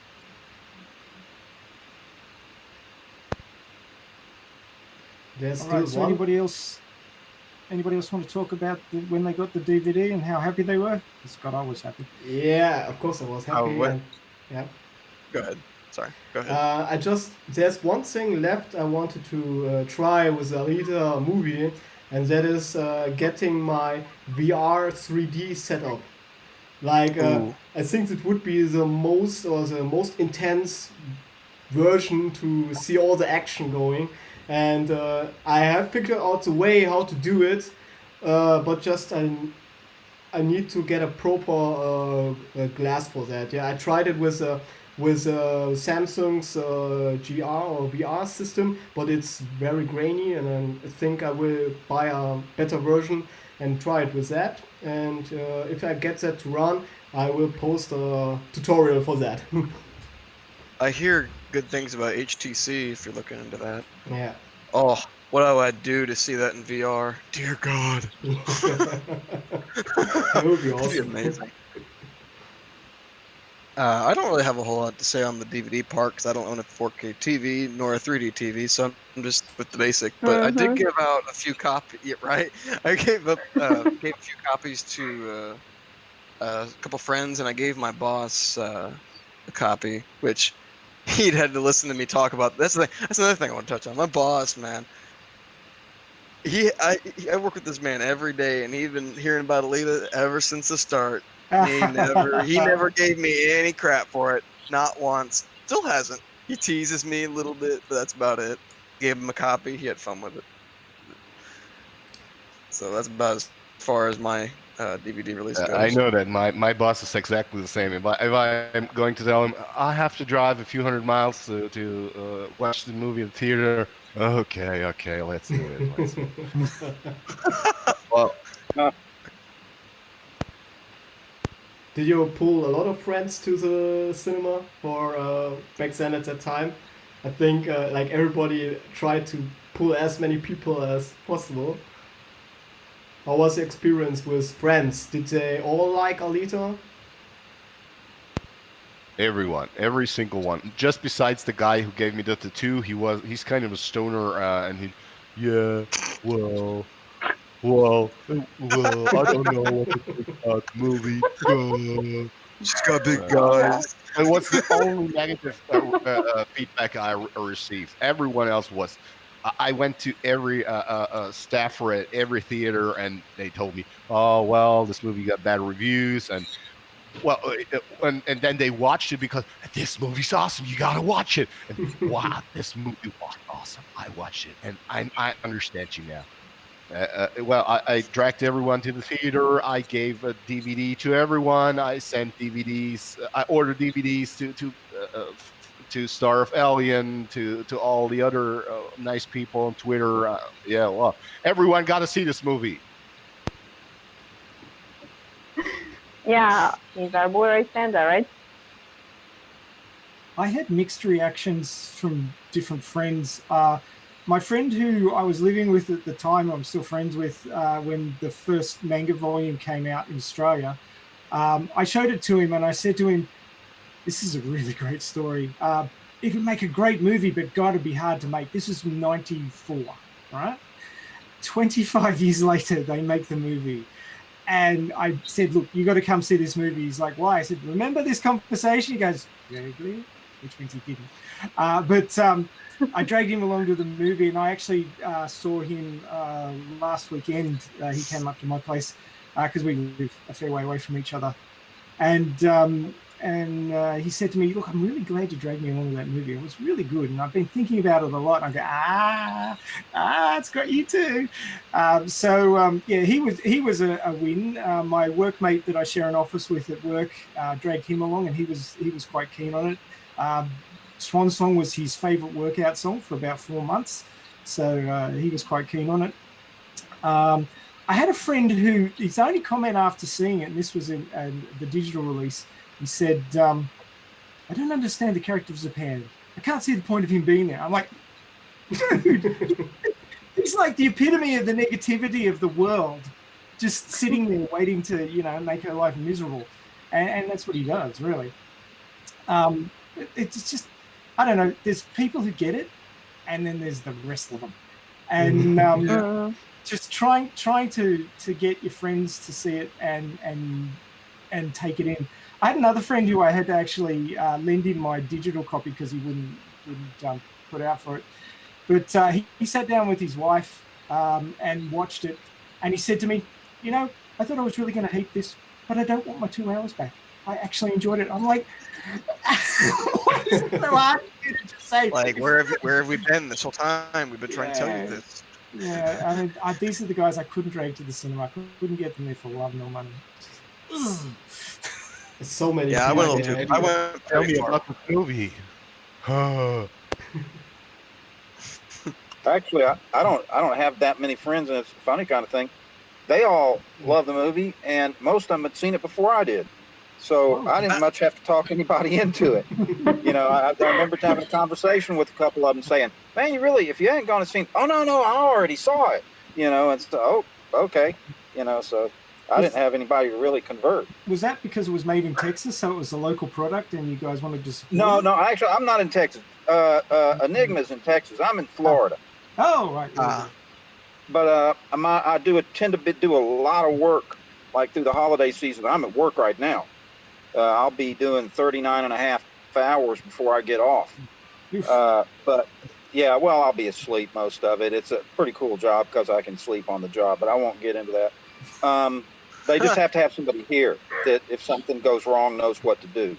But once I get my breaks, usually around middle of February, so I managed to catch it when it was still, that's why I went to it the day I went to it, is because it was the last day it was in Dolby 3D. Ooh. And so by the time I got to it, everybody else had already seen it. Is that beeping going off in there? I hear it. There's a truck backing outside. Okay, yeah, because both times I've heard that, I started freaking out and getting out of my truck because that's where I'm sitting. I'm like, okay, do I have something going on around here? I can't tell if it's through my phone or if it's out in the yard somewhere. It's a Sunday here, and they're doing up the house next door, and there's deliveries. How that goes? I've been those people. Stones. I apologize for the beeping. Hopefully it will stop soon. I can't close the window or I'm going to boil. You'll see a human boiled alive. It's summer here. Okay. Yeah, Australia. Well, as far as me goes, I have a couple of buddies that I convinced to watch it. One of them, he liked it, but I probably talked about it too much for him. It probably killed a little bit of the excitement, I guess. I kind of regret some of that. But, and I brought my mom to it, one of my bosses to it. But other than that, I'll be honest, my main friends / crew is y'all. So y'all have already seen it. I don't ain't nobody else. And I'll be seeing it again too. Sad as that sounds. I don't know. But yeah, that's about where I'm at with that. I think Okay, I can't compare to tennis, but I mean, this is the most times I've seen a movie in cinema, 6 times, and it's really not a lot, but I mean, it's still more than you'd go for a movie. And I think I went, for the first time I went alone, then I got my roommate, and then I tried to organize like team building, the thing you have at work where you organize some events and, gather your colleagues. So you do something together, like escape rooms or paintball or anything. But, well, I tried to sell this like a trip to 4DX, and it didn't go quite well, but at least I've told, I think, maybe 30 people that there's Alita in cinema, and that already was like, I don't know, it was a consolation to me. Then I got my family. I mean, 15 of us, like my sister and her husband and kids and everyone, and it was really like really nice trip. And well, I don't think I missed anyone. I tried to sell it to as many people that I could have, and it turned out quite well. I mean, people enjoyed it, and that's all I cared about. Because you can't sell them like the story. To like a story, they have to do it on their own. But to experience something enjoyable, I think that's achievable, and we've done that. So that's it for me. Really. For me personally, Anybody else on that point? I have something. For me personally, I had to talk everybody in for my friends, like starting with me. I've decided like on a whim to watch that movie because I've seen on YouTube a few days before I went with my friends to the cinema, the Alita anime popping up, and before that I wasn't sure if I want to watch it. I saw the trailers and they was like, meh. They looked cool, but they didn't ignite the spark in me. Yeah. Then I watched the anime and thought, okay, it's pretty interesting. Then I went to my friends, and one of my friends was like, yeah, I want to watch it too. But the other 2 or 3 guys wanted to watch Glass. And it was like a fall for back. And finally, we decided all to go see Alita. And we didn't regret it, because if we went with Glass, we would have maybe not that great of an evening. And we went there, and everybody loved it. And from there on, when I read the mangas, I started to pull in people, like all my friends. I went once with my whole family, and they loved it too. And one time I went with some of the Alita Army, a few guys, to an university. They had like a whole auditorium for an Alita reserved for this movie, and this was like my most fun experience. This was filled with students, and I remember very well how they burst out and laughing when there was this one scene where Hugo and Alita was on the bridge, and Alita started to talk about her pressure sensors and do you want to try and stuff, and yeah, it was Cringe. it was they couldn't stop laughing, and but they were like so engaged, yeah, like some people were screaming and some were cheering, and I wasn't sure if the people loved it or hated it, and I wasn't sure the whole time. But I went out and asked some of the students, and they said, "Well, I loved it. It was so fun, you know." So it was all okay. They loved it. So, but it was my most fun showing, I could say. Okay, Fox, you've got a slight technical issue in that when you're talking, you're not coming up on the video. It's whoever made the last noise who's not you. So if you can just have a look into that, because Foxfire is running the link at the moment. I don't know. I see him. I see him for fine. So yeah, we see him, but for some reason he's not coming up on his. Oh yeah, he doesn't come up on his own one. That's why we can't see him. Yeah, that makes sense. Huh. I don't know why it does that. It's crazy. Anyway, so if there's no more comments on that one, we can move on to events, because this is a big one for Eddie, I know. Yep. Sure is. Okay, Eddie, Alita Day. You want to run us through that one? We don't need to use your recording, but you can do your Captain Crunch thing if you really want, because I know that Johnny wants that one. I left them at home. Man. We can put that up. We'll upload that one. We have to. Okay. Anyway, well, I'll just have to fly solo on this. Okay, well, Alita Day. I guess really I'd checklist it as how it was born and why it was constructed the way it was and why it succeeded, because there are actual reasons, and how you repeat that success and maybe what the next target is.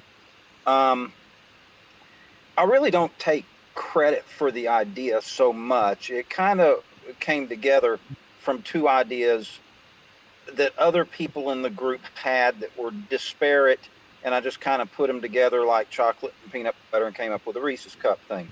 We had a guy in the group real early on, really smart guy, who just threw in a comment one day of maybe we could do a fan mail campaign. And I thought, you know something, that's a good idea. But I wanted him to develop it, and he developed it.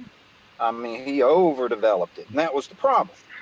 Is it got so complicated. I mean, when you're trying to get people to participate in something, it needs to be kept simple, and he went in the whole other direction. And so I think it kind of got some traction, and some people sent some letters in various directions and stuff, but it didn't really get the kind of impact. I'm looking for impact. You know, I mean, I've got some background in this, and it's kind of inverted. I mean, what you're normally doing is you're starting at one point and you're trying to target a broad audience with a particular message to move them in a particular way to get a particular result.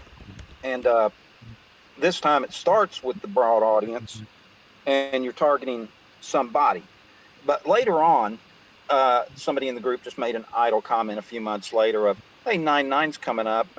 Maybe we could call it Alita Appreciation Day. And I immediately commented and said, yeah, but what do we do with that? And then the fan mail thing popped back in my head because I realized if there's one target, you could activate the Alita Army to actually go outside of their mailbox with something with a stamp on it, put it in the mail.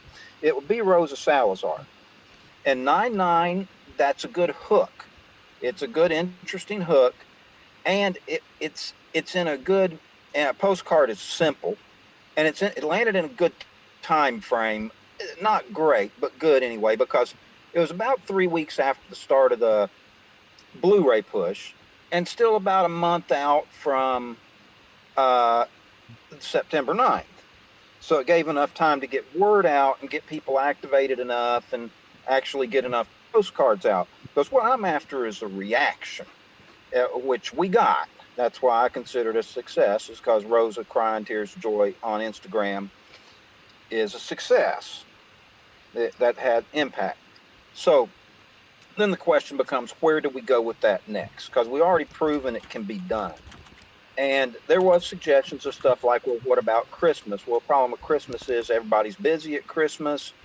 You're not going to get maximized participation. That was one of the things I was after with the Rosa thing. You know, Rosa 9/9 postcard. It's simple. You can maximize participation because there's not a lot of other distraction going on right then. A lot of distraction going on around Christmas, including for whoever you decide to target.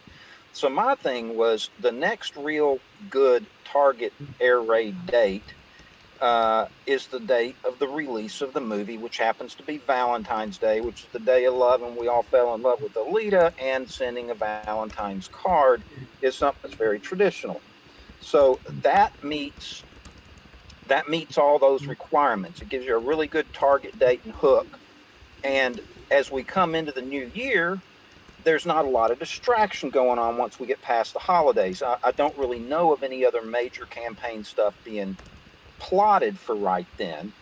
But then a funny thing happens on the way to Valentine's Day, which is that John Landau comes out and kind of throws a monkey wrench in some of my planning, because I was thinking go after James Cameron, John Landau, Robert Rodriguez. 3 targets. I don't think that's too many to get people to dampen any participation. But he comes out and says stuff about embracing our family at Disney. And really, I kind of feel like he's trying to say, look, you've convinced us. You don't have to do anything else for us. Would you turn to talking to Disney about making the rest of the trilogy? Well, if that's the case, who you're after is you're after Alan Horn and you're after Alan Bergman. Now, you don't know who they are. Alan Horn had a long, great career in producing, directing, developing stuff for networks and all sorts of stuff, and had actually retired. And Disney just came begging and pulled him out of retirement to be the guy that wears the Pharaoh's ring. And anything that gets decided about what gets made in their movie line, how it made, how it gets marketed, everything else, is Alan Horn. I think Ringo, I think you mentioned that Alita's mentioned him, talked about Alan Horn. Yes. Yeah, he's also. Go ahead. I was going to say that was in the Cinema Blend I think it was the video interview that they did when they. Yeah, I think she was actually doing an interview about Undone initially, but then they threw in a bone out there about, well, hey, what about Alita? And they asked if there were any talks going on about that, and she was like, no. And that Yeah, this isn't the time to something call about Alan Horn and be like, hey, bro, I know you're yeah. busy, but what about Alita 2? That's when I caught on to that, and I think I've said it for a while that he is probably the one to go to, but he doesn't have a Twitter apparently. I found that out just a little bit ago. Yeah, So I was exactly. doing actually. I was trying to figure out if that was true. By the way, it wasn't Cinema Blend, but it was just some Was it not? other. So no, it was like some other sort of almost no name. Nobody really knows who they are, but I know IndieWire was the first to report on it after they did that video interview. Huh. But yeah, it wasn't Cinema I thought it was Blend. Cinema for some reason. They've done so Yeah, much Alita though in the positive light of things that yeah, they've I been okay, my really good mistake. for us. Well, anyway, to pick back up on that, then. So you got Sorry. Alan Horn, and he's the old lion, but he's 79 years old, and so they're not keeping all their eggs in one basket on that thing. They've gotten him a co-pilot, more or less, whose name is Alan Bergman, and he's a big in the financing part of it and everything else. And so really, you got the old lion and the young lion. That between the two of them, if they decide to green light somebody, it's green lit. Okay, they're all powerful. So are they the guys that need to become the target instead of Cameron Landau Rodriguez? And I'm open for input on that because I don't consider myself in charge of anything. I'm just kind of coming up with an idea and trying to form it. And I've been, unfortunately, from about a week before Thanksgiving till a week before Christmas, I was working 100 hours a week, so I didn't have a chance to mess with anything. And I did try to hit Lightstorm the other day just to see if I could catch one of the names I've got there. Well, it just went straight to voicemail. They're not even around right now at all. So I'm probably going to have to wait until maybe Monday, January 6th and be able to get somebody, because I would like to ask just a couple of questions, and I think I could get answers and maybe get a little more direction on that. But otherwise, we may just have to decide it ourselves. And then I'd have to start figuring out, and I think I could, get good mail addresses for Horn and Bergman. So that's still a little unsettled now. It'd be pretty much settled if Landau hadn't said what he said. Eddie, this is basically the content of our next stream that you're going into here. This is the retrospective. So you're sort of leaping ahead. Oh, okay. Well, yeah, well then stay tuned and we'll have more information later. Yeah, well, Eddie's working on it, and once we have concrete information on who to target, we'll get back to you and we'll plan it all out and have it all laid out for you. I wanted to mention something I'm seeing in the chat. A couple people said, where'd it go? Shoot, something about the chat. Someone asked me, what chat platform should I use? Is that, and there was someone else above that said, asking how do I chat? But I think you just... No, they want to join the Hangout, but we're a bit full at the moment. I've already answered their questions there. Okay, I didn't see it. I tried to scroll up and it's slowing down because I have way too much running at the same time. Okay, yeah, my mistake. As I said to the chat guys, if you want to get on and have your say about Alita Army, this is the Alita Army channel. If you're part of the Alita Army, you're quite welcome to join us. But we've got a limited number of people. We've already got a pretty full house today. So if you sign up with the sign-up sheet that's going around Twitter or Facebook, we'll get you on when time permits. Okay, so events that have happened rather than are going to happen. The Buy Alita Black Friday. Does anybody want to have a chat about that one? That didn't get as big as we wanted it to, but at least the idea to go trending did come out of that. During November, one thing we did try was promoting tweets with Twitter Promote, and I don't really think that paid off. I don't think that did much good at all. I can't really tell if it did. The most help that we've got was from Sausage Roll and Cinema Blend. Those two have been the biggest help in us getting the word out. And if we get any kind of boost in November sales, it was due to the exposure that we got from Sausage Roll and Cinema Blend. But yeah, the Black Friday push didn't really go as well as it could have.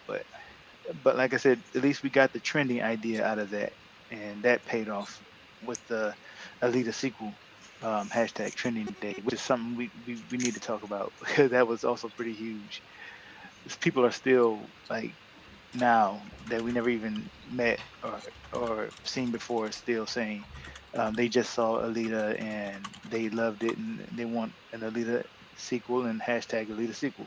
So I think that is probably going to, if maybe maybe next month when we look back at this month's sales, we're going to see a huge spike because of that. And I'm sure somebody at Disney had to get the message. They couldn't ignore that. And before I finish, I just want to say also, it was kind of a real huge deal to me that we let that we actually got through to Landau and to Rosa, and so that they know that we were out here, not for credit, not for anything like that, but just that they know that nobody just gave up on Alita, and that people are actually out here trying to do their best to support the movie. So good things did come out of November, even though like I said, the Black Friday video push didn't get exactly as high as we wanted it to, but yeah, that's pretty much it for me. Well, we didn't get the Blu-ray push on Black Friday, but we got it not long after. At least not too long after. Yeah. So that brings us into talking about the Alita sequel hashtag trending on Twitter. So I didn't get on Twitter until after that happened, which is unfortunate, but I'll be there for the next one. So does anybody want to lead off on commenting on Alita sequel trending? I think it was pretty fun that not just our fan base was pushing, but that also fans from Release a Snyder Cut, from Star Wars, other fans were also, they saw this thing that we are trending on Twitter, they made this page up, they helped out, and I saw some YouTubers picking that up, putting the flyers on their channel, and it was really great. There was like waves after waves.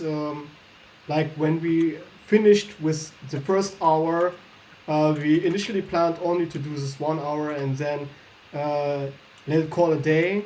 But when this hour finished, we realized all that it just had started, and it went on for a whole day, for 24 hours, and this was really cool to see. And yeah, and in the evening, for my time, it was evening. There were many people that came back from work, saw the news, and just jumped the train, and this was really cool.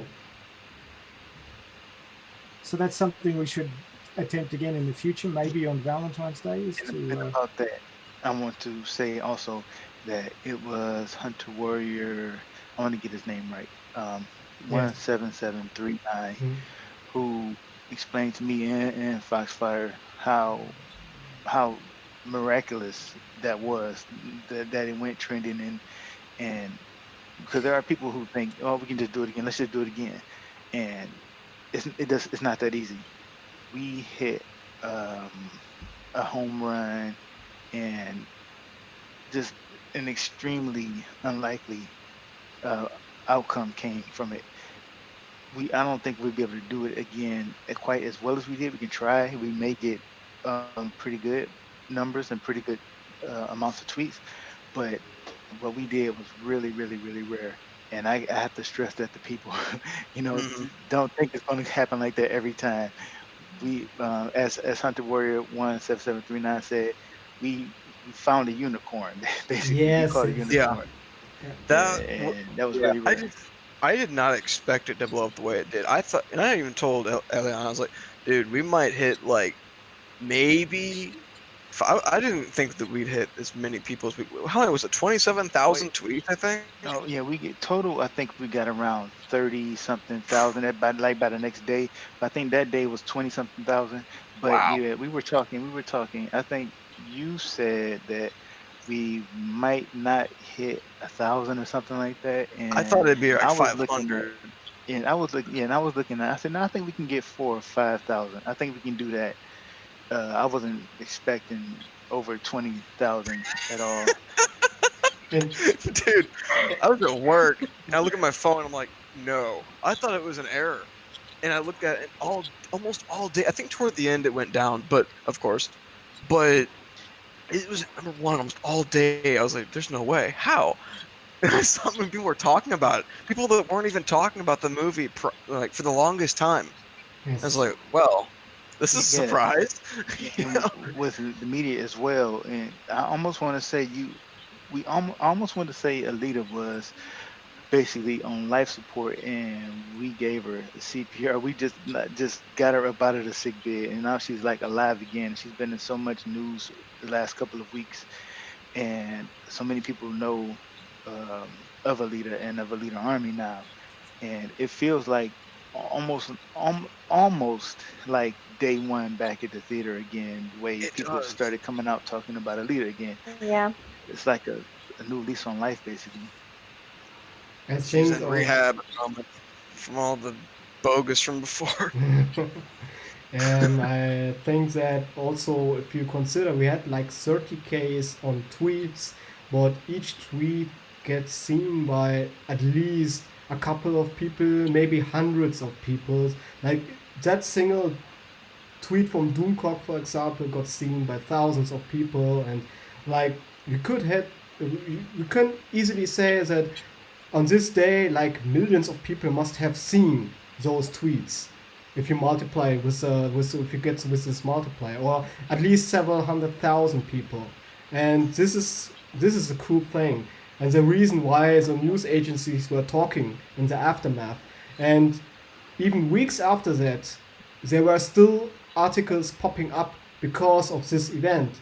And Elion said that some things had to come together that this works, and I think a lot of this has to do with the articles that came up before from the Aftra event that where John Lando made this call, and this prepared the ground for us to strike. Yeah, so both things work together in tandem. I still think that there's an opportunity to do it again, but there needs to be a lag time. You've got to have a space before you do it again, because otherwise people just won't be as interested. I think winding it up and combining it with the mail campaign on the release date of the movie is the way to go.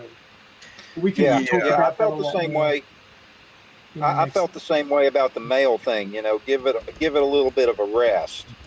You know, don't try to chase people to the mailbox too quick. I mean, yeah, exactly. So, I mean, it's a desensitization thing. The more you do it, the less people take notice. Right. And I wanted to make a note on that with the future hash. We can discuss this a little more later, but I want to throw out there. And I think I've mentioned this once or twice, but we had before it was Alita sequel, but the hashtag was Alita sequel. And I think for the next one, what we ought to do, this might change. I don't know. It's not a one-man thing, but we don't just really want a sequel. We want a trilogy. Or do we? No. A franchise. We want a franchise. You know how this goes. So what I'm saying is the next big push, instead of being hashtag Alita sequel, would be hashtag Alita trilogy, and then after that hashtag Alita saga, and so on until we eventually get what we want. I don't know. You got an idea for the next one. Got an idea for the next one, but I think right now we need to try to keep people from using the hashtag. Whatever we settle on, don't everybody start using the hashtag yet. You have to wait because it needs to spike. It needs to go up suddenly. So whatever we decide on, everybody don't use it until it's actually time. Yeah, I probably should have waited to say that. I'm sorry. Spill the beans. Okay, let's save this discussion for the next one because our discussion's been going on. We've still got to do Scene the Scene and have a quick discussion on that, and then questions from the chat and then open discussion. So I might move us along now to Scene the Scene. Now, the technology at the moment's a little bit interesting. I can't get my audio to come through from the computer, so I can't share the screen and get the scene to work from there. Oh, come on, phone, stop doing If you want to. So what I'm going to do is I'm going to hold my phone up and play the scene to you. Wait. You can give me the link and I can play it on full screen. Oh shoot! Oh, hang on, that's the wrong scene. Oh, we all know It it. moved forward. That door! Damn it. Oh my gosh! Ray, if you Yep, sorry. if you want to share something, just give me the link and I can share it on full screen for that time. That's no problem. Well, it's my own digital version copy, so I can't Okay. share it with you. What the heck? Now it's misbehaving entirely. My phone is one. That didn't work. Okay, look, I can't quite show it. It's not going to behave itself. So basically, the scene that I wanted to discuss today, because nobody else gave me any suggestions, was the scene in Vector's office after Chiron has put Hugo's head on, taking Hugo's head off and attached it to Alita's life support, and then she, for some strange reason, goes back to Vector and tells him. Okay, so she goes back to Vector and tells him that she had Alita's heart in her hand and let it go, and then she says, "I can't do this anymore." And he says, "Don't you think it's time that you go to Zolom?" And she says, and this is the thing I want to discuss. She says, "What I want isn't up there," and she turns to Lindy. Mm-hmm. So you hear the clunk, clunk, clunk, clunk, which is obviously Garishka coming around the corner to grab her, and then they go all the bone saws on her. So the two questions that I'd like to discuss and what I'd like to get your opinions on at the panel here today is, why the hell did she go back there after doing that? She must have had, she's a smart woman. She must have known that they weren't going to be happy about it. She could have phoned it in. She just talked to Vector on the phone. Oh yeah, by the way, I'm going, bye. And just disappears. That's what a smart person would have done. No, she wouldn't have gone back to them. And that comment. They probably would have found her anyway, because as he says, he probably would have found her anyway, though, because it says there are watchers behind the eyes all over the city. So I mean, so you leave the city. They probably found her eventually. I mean, yeah, it's kind of hard to leave the city, like the only city around. So, I mean, the problem with this is she had a kind of strong connection to Vector. She was there for quite a while. And so she went there to face him head on, like, eye to eye. And she just had to make it clear to him, perhaps. Maybe she thought it would be reasonable to, make some sense, and maybe he'd accept her decision. But it obviously didn't work because, I don't know, Noah is the big bad up there, and he has his own plans. Maybe if it weren't like that, if they ended this, maybe a spoiler from manga, but we know that. Well, she wasn't in the manga. She was only in the OVA. Yeah, and that's the thing I wanted to say. The connection between Vector and Noah is different, like a different kind of connection. I mean, there is no connection. So in this case, they wanted to, put it all together, and it just made sense to get rid of her in that way. Yeah, I'll chime in a little bit on this one. I think it was a necessary scene for her character and where she is morally and ethically and spiritually in the film. I talked about earlier 11, 22, 33, and they get used certain ways in the film, and I don't want to go into that in extent, but it's kind of like there's a spiritual journey ladder that's going on. Ito is 77. You can see it on the computer screen behind him when he's talking to Alita about not putting him in her body. There's two little circular readouts there, and the numbers keep dancing away and coming back and landing on 77, both of them at the same time. They do it 5 times during that conversation, which is just astronomical odds. But 7 is a number about, Christ says, forgive your brothers 7 times 70 and stuff like that. And to circle a number makes it important. It's the first place I picked up on the fact that that's not an accident. He's using a kind of signal thing with it. Anyway, Shirin goes back and she makes her confessional. And it is that she's forgotten that she's a doctor, and she's forgotten that she's a mother. And these were two very horrible things. It led her to do some pretty horrible things. And it was that getting it off her chest. That's really kind of the moment where, you know, when she's with Alita and she says maybe you can save him, and she puts him together. This is where she morally looks back up instead of continuing to slide down.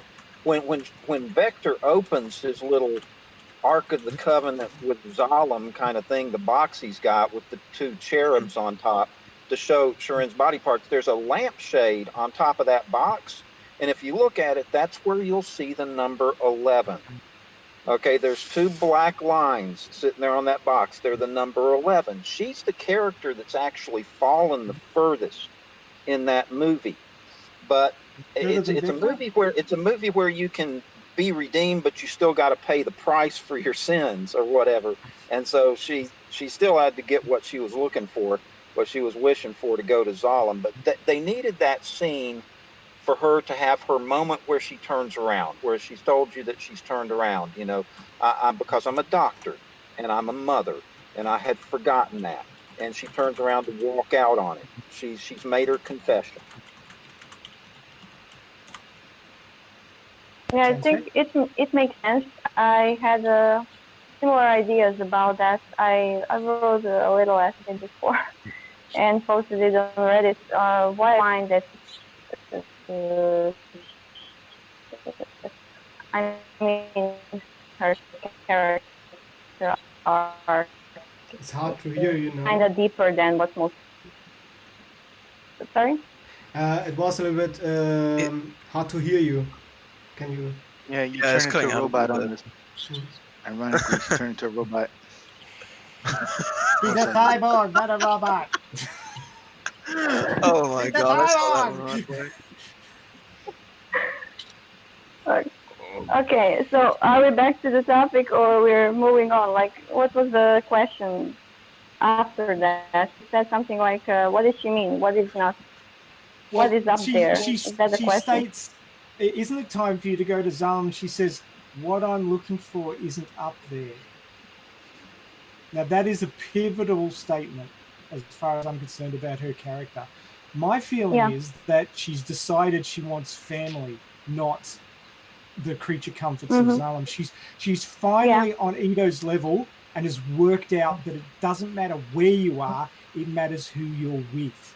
And she's found that seeing the interaction between Alita and Hugo and bringing that back to Alita and Ito, she's realized what she's missing in her life is Ito. And she wants to go back to him and sort it out. But laying that out to the big bad guy who chops people up is just not smart. I guess she didn't anticipate that she's getting shred into pieces to be some kind of spare part storage or something like that. She overestimated her value to Vector. Yeah, I guess so. I guess she didn't expect it. She wanted to make a cut because the selfless way of Alita, how she loves, ignited something in her. What was buried underneath griefs and ashes, her ghost, basically, her character arc had to end there. She had to overcome her own lie about everything will be all right if I get up to Zala and everything will be fine. And she realized that no, it won't be, and that's why she went back to Vector to tell him, I'm done. I'm done with this. As Eddie said, she had to confess because there was something in the way Alita loves, the selfless, extraordinary way that ignited something in her, and that had something like healing power, which healed her own. She's been lying to herself, and well, she was basically there to end the lie. To make it happen.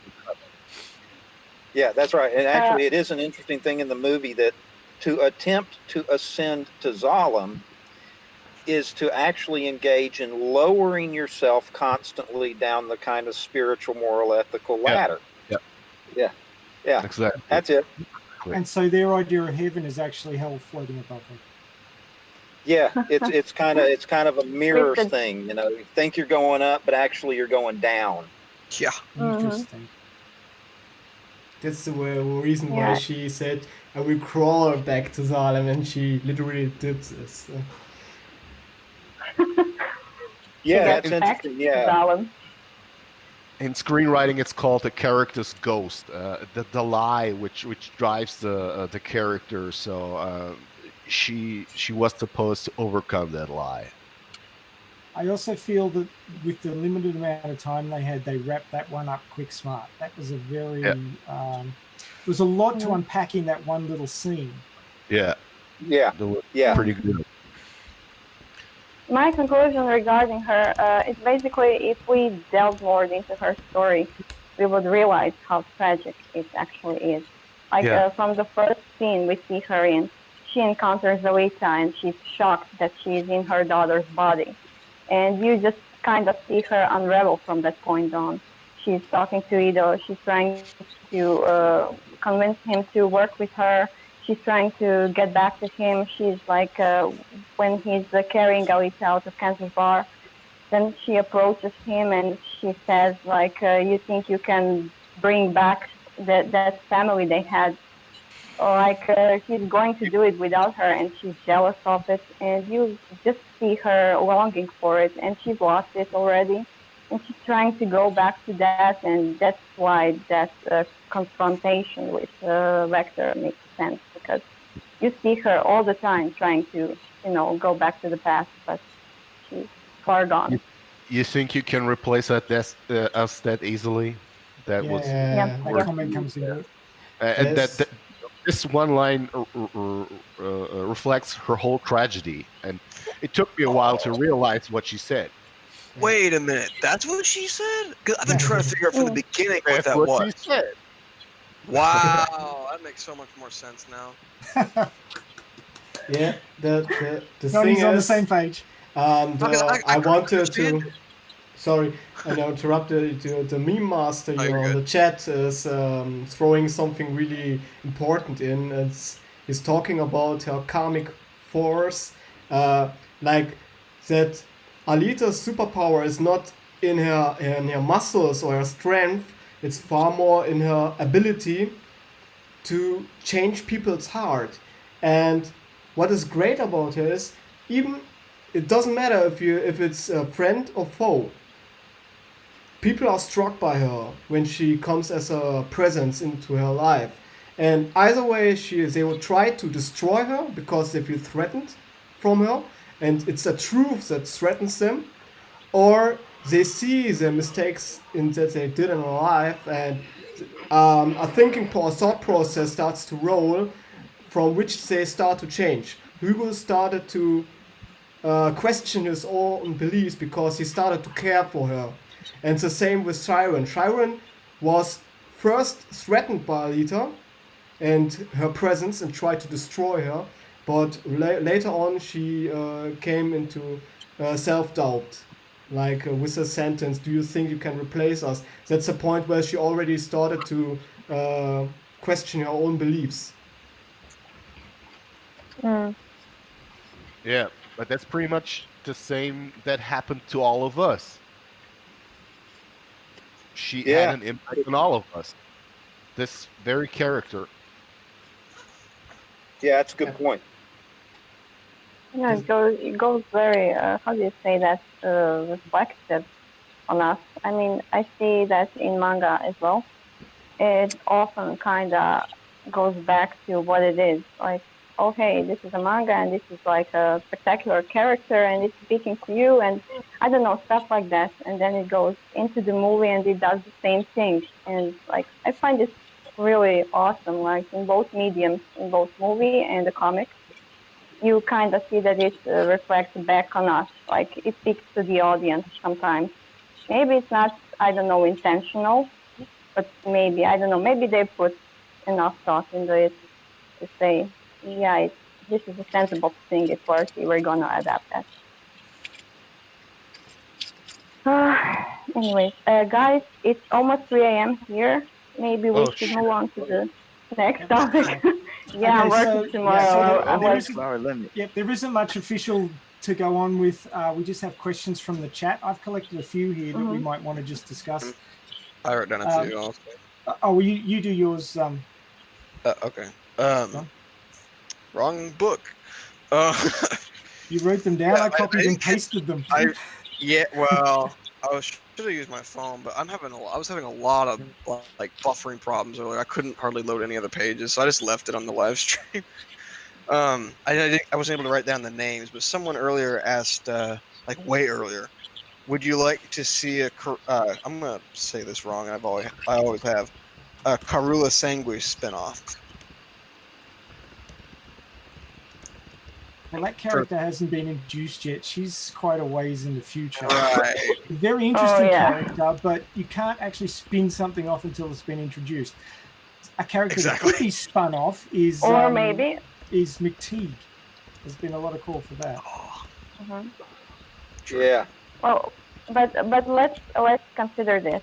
They incorporated some things from Last Order. I mean, like these flashbacks, the Mars Chronicle. They kind of appear in the Alita Battle Angel. Maybe they could appear.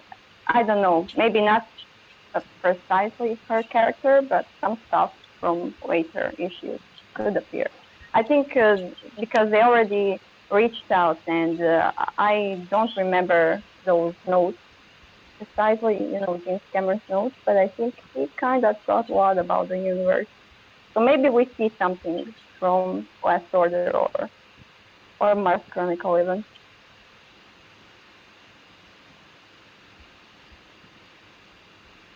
We will see.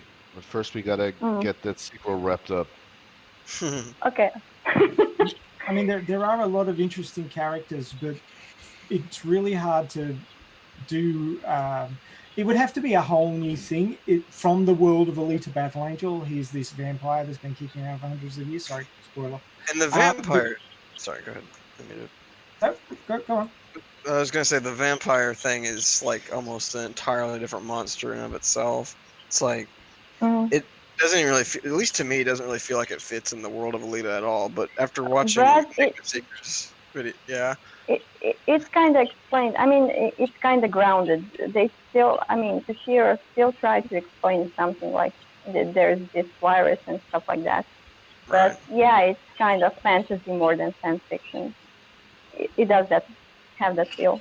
Well, Kishiro was throwing everything in the kitchen sink into the manga because it was all inside his head. He says that Alita Battle Angel, or Gunmu, sorry, to say it properly in Nippon, is a reflection of what's going on in his head. All the characters in Gunmu are part of a reflection of his character. So in his head is everything, everything he's watched, everything he's seen. That's why it refers back to Rollerball from 1974. That's why it refers back to Terminator, because he loved Terminator. It refers back to all of these things, right? And inside of his head is obviously things like werewolf movies and vampire movies.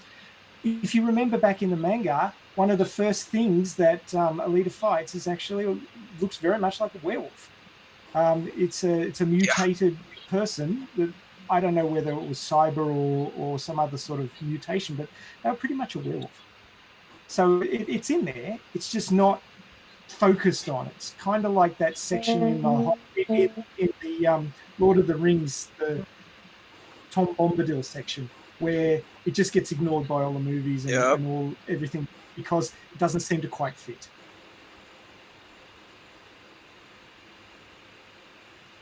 I think it will be kind of interesting. You have this universe that seems like, this is future, this is our possible future, like predicted future in cyberpunk genre.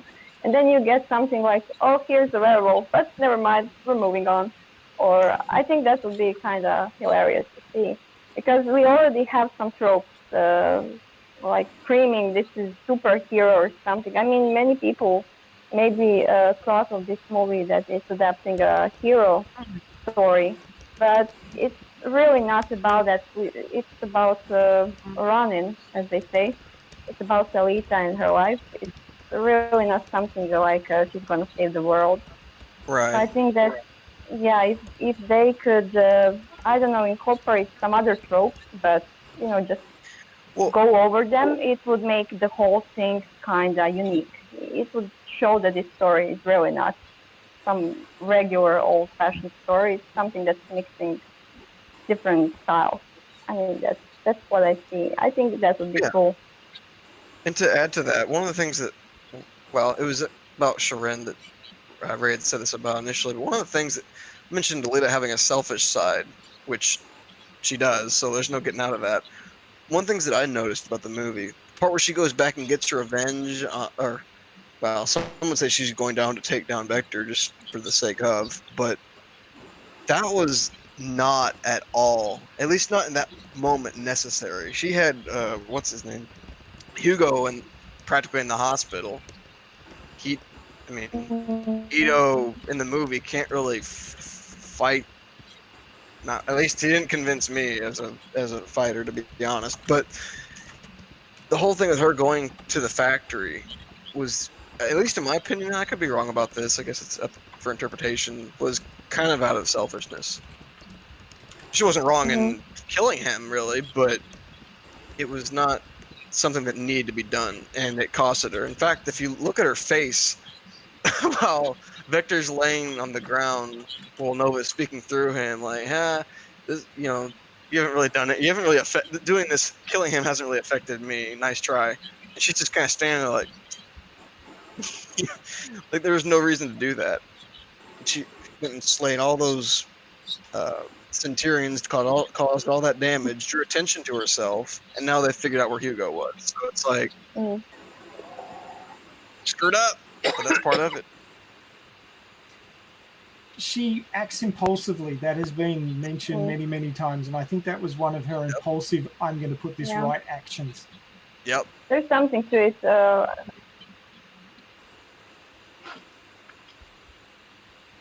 I mean, I guess you could put it weigh in on this one. Yeah, well, I watched the scene frame by frame, and after she stabbed Vector, she has some kind of regret on. They were pressuring her. And they were giving only her after Nova is threatening her we're like again. hunting you down. Hello. Okay, hey, I think we're getting. using, I think people are getting cut off a little bit. It's cutting out for both of you a little bit. That or it's just okay. Okay, Dennis, finish your comment, and then we'll get back to Corso. Okay, she makes this awkward face only after Vector threatens her again. Nova, by proxy of Vector, threatens her again. See you next time, She had clearly regret on her face for killing him. I saw that. Yeah. I mean, that was like in a rush when she called Lido and he told her that I think that all these events led to Hugo. Unfortunately, you cut out a lot of what you said. I mean, got lost. Amidst the danger.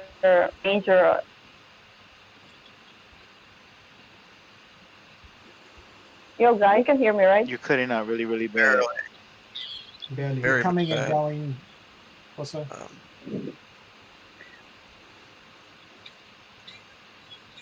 Okay. Well, maybe we should move on then. Yeah, we're hitting the. I think we're. Slowly. It's funny. Another question from the chat. Save it and come back to that for another show if you like. If you would like to say what you have to say, we can just always do it another time. Maybe just write it down and save it. I wrote down a few of them. There was one in the chat like just a moment ago, but I missed it, I think. I have a couple here if you want me to run through these ones. Yeah, go ahead. So Charles Smith was asking about another mass tweet to Fox and Disney. We've kind of covered that one already. Another one from Charles was, do you think Fox Disney pay attention to individual tweets asking for a sequel? Some say yes, they have been reading Twitter. Others say the effect is very small or not worth the effort. So that's a question about individual tweets. Everything that draws attention is worth the effort.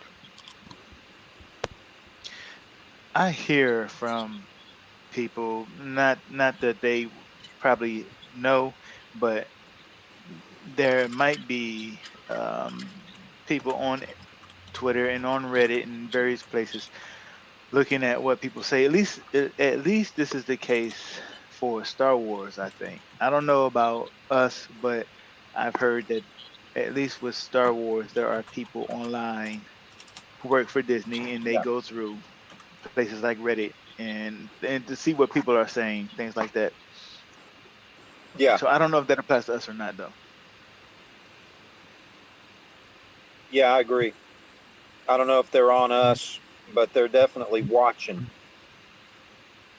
I'm sure they employ people who watch. I don't think they're watching themselves. They're all a bit busy, the higher ups. But if they get enough noise, then the reports will get back to them eventually. But I think that the big pushes that then generate online articles is probably the ones that really get noticed. I think that the Alita sequel day was a huge success mainly because of that, because it got flow-on effects. We want flow-on effects.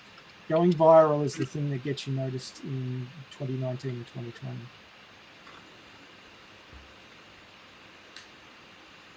Yeah, I think that is a good point. With Fox's merger going on for a long time, they were like working on a skeleton crew because some people got fired, some people got shifted around. So I think mostly in that time they were not able to follow anything on social media or some not much.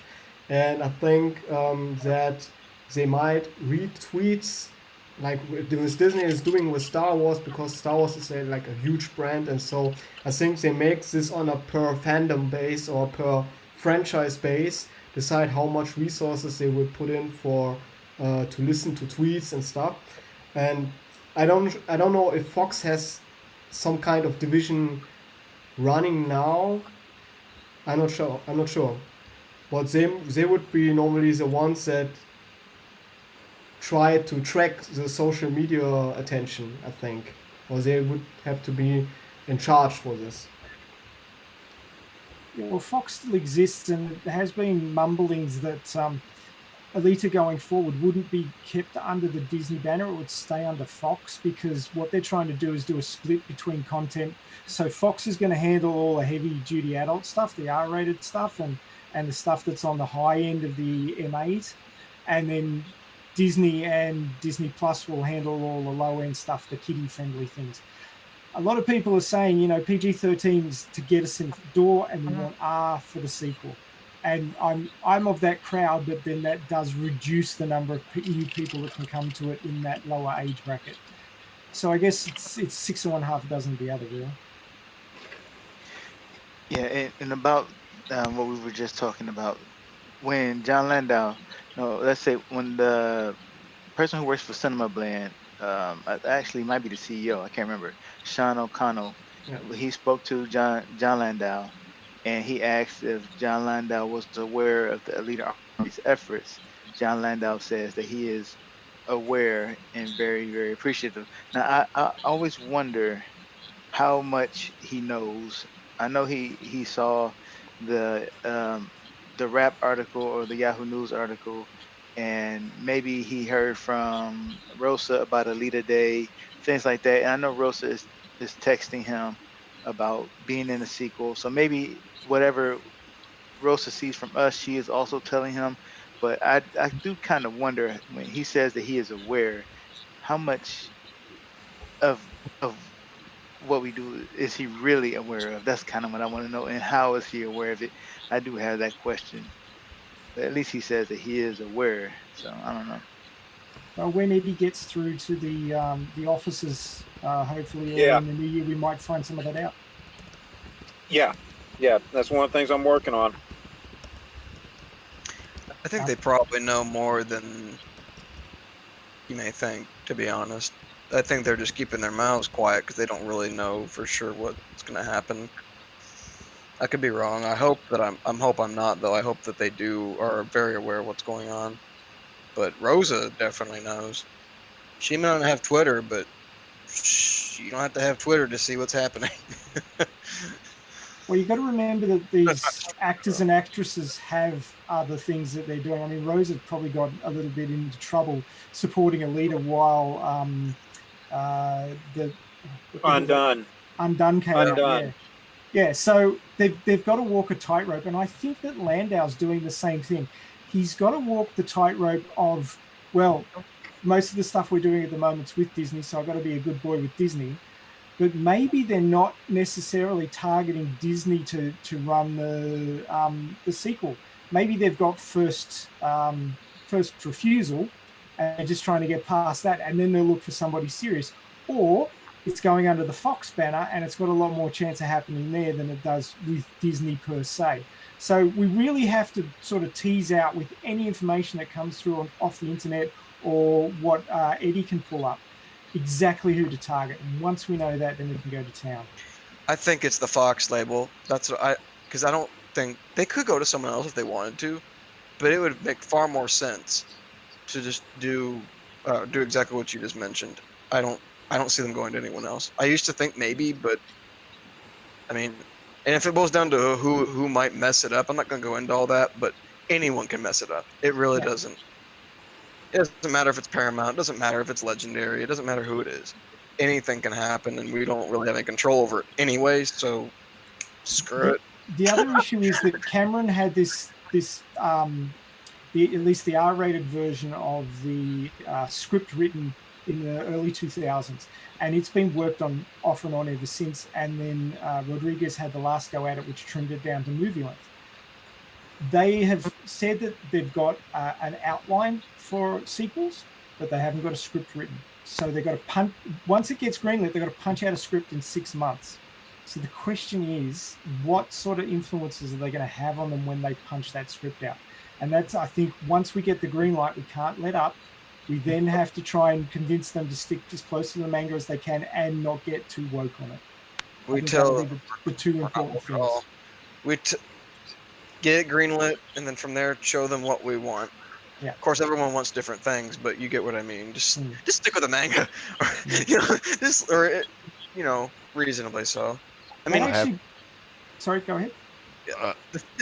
Sorry, you go ahead, Dennis. I have complete trust in Rodriguez and JC and JL that they will stick to the source material as they did before, and I think they did a hell of a job with PG-13. You get a notion of the violence. You really get a notion. I thought in Germany it was allowed for 12-year-olds, and I thought that what's too much for 12-year-olds. Yeah. They did a very good job, and I trust in them, and I would appreciate if they continue on this path. So I'm not having any expectations. I'm not supposed to spoil myself with my expectations, so I'm going to be disappointed of whatever comes out. I trust fully in them and see what's happened. As long as I get to see Japan tuned, I don't care what happens. It's me, though. Yeah. We do need to talk about this to quiet some of the fears out there, because there's been a split and a division in the fan base since it's basically come out that Landau and Cameron don't appear to want to leave Disney. So yeah, why are we pushing for basically, or why are we doing what Landau told us to do instead of rebelling against what he told us to do? Well, for all we know, it's Disney or nothing.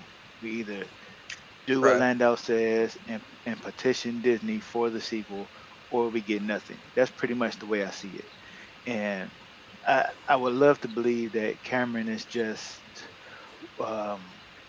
waiting to see if Disney refuses, and then maybe he'll possibly go to another studio or to distribute. because he still holds the rights. Disney doesn't hold the rights to Alita. They only distribute. But I for we really don't know where his mind is at. He may, for all we know, he may not go to another studio. He may just decide to just let it in here. So we need to just do what Landau told us to do. And for those who think that us, or for those who think that if quote everybody in the Alita fandom got together and said no to Disney, that would make a difference. I think that's wrong. I think that would send Disney to, or at least James Cameron, the wrong message. I think what we need to do is just show that we can um, take heed to what Landau said and follow through with what he told us to do, and petition Disney, as he said, and not actually rebel against him. I think that would just send the wrong message. And that's pretty much it. We gotta just take a leap of faith here and just listen and trust Landau and trust Cameron. Stab, Yeah. I've mentioned before in private conversation, but I'll reiterate here. Landau used very, very specific language. He was walking a tightrope in that interview. When they asked him how long it would take you to put a Alita movie out, he wouldn't say Alita will take this long. He'll say, in a movie like Alita, it would take blah, blah, blah, blah, blah. See, he's walking a tightrope verbally. And I think when he made that statement, it was supposed to sound like Disney was the only option, and we were supposed to talk there. But the way he said it makes me think, and I know that you don't always necessarily agree on this, that he wants us to make a lot of noise to Cameron, Rodriguez, and Landau, and they will take it where it needs to go. They will have all this information from fans saying, hey, look at all these fans, guys. Now we want to make this movie. Rather than we tell Disney, you've got to make this movie. And Disney goes, okay, we're going to make this movie. We're going to make the decisions, and these guys aren't. Rather than going around the creators to the backers, we want to go through the creators to the backers. That's my feeling on it. And that way we trust, like you said, we trust in Rodriguez, Cameron, and Landau, and we get them to do their job in getting the money. We don't try and get it for them, but we give them the ammo. We say we are the huge numbers that are going to come and see this movie, and then they have that information to take to where they need to take it. That's my take on it. Yeah, well, two. you know, oh, hang on. Oh, sorry, Fox. Yeah, Max and Star. That's exactly what I'm trying to figure out is which one of those 2 points of view is correct. Because, you know, that's what we've got to know before we make a next move. Is we've got to make a decision on which one do we think that is. Honestly, I do lean towards his point of view. I do when Landau says talk to our family who is now at Disney. Yes. Maybe that's not necessarily him saying that Disney is their family, but it's just that Cameron is their family at Disney. Bingo. But you know, Cameron doesn't say much. He doesn't even he's like on another planet. So Literally. for all we know, It's a he's just political on the bottom of the landscape. ocean. It's a political landscape, and everybody knows that policies change, right? So today they're at Disney. They've got to play fine with Disney. Something may happen in the future. We just don't know. But I think that the person who owns the IP and the creators are the ones to focus. That's just my feeling. I have just two things to add. The first one is we talked about the first right of refusal, and we know most likely there's a dead time on it or a deadline. Yeah, up till then Disney has to decide if they want to go with it or leave it. But we don't know how long it is. It could be 1 year, it could be 5 years or 10 years. And I think their move was to pressure Disney to make a decision now. Yes or no, both would be great, but that they make this decision now and not in 10 years. So if they wouldn't do this, Disney could sit on that property forever or like for years and nothing would happen. And so they gave us a tool to say we pressure them that they decide now. And the second thing is that many newslets were saying, like Scott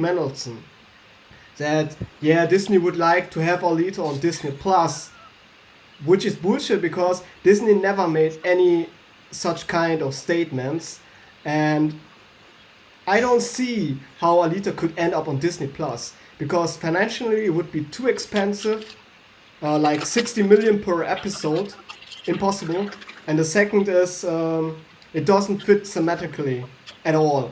So leave her on the Fox branch. Scotty Boy was just firing a shotgun and hoping that he hit something that might come true. I don't think there's any chance of that happening. That's what all of the media outlets are saying, but I don't think it's going to happen either because Cameron has said plenty of times that he's relieved that people are still going to the movies. He doesn't want to see streaming replace the theater experience, and that he makes movies for people to get the most out of the theater experience. He's not interested in streaming. He doesn't want that to be the future of movies. So it's either that theater or nothing. Yeah. It would be nice. Even if it went to streaming, I've heard mumblings about Fox creating a streaming thing so that just like the movies have got the nice movies at Disney Plus and the harder movies at Fox, you then have the nice streaming at Disney Plus or the nice streaming at Disney and the harder streaming through something to do with Fox. So it may be that they're replicating it down the line like that. But I think that the few things that Cameron has said, the important thing that he said is exactly what Star mentioned.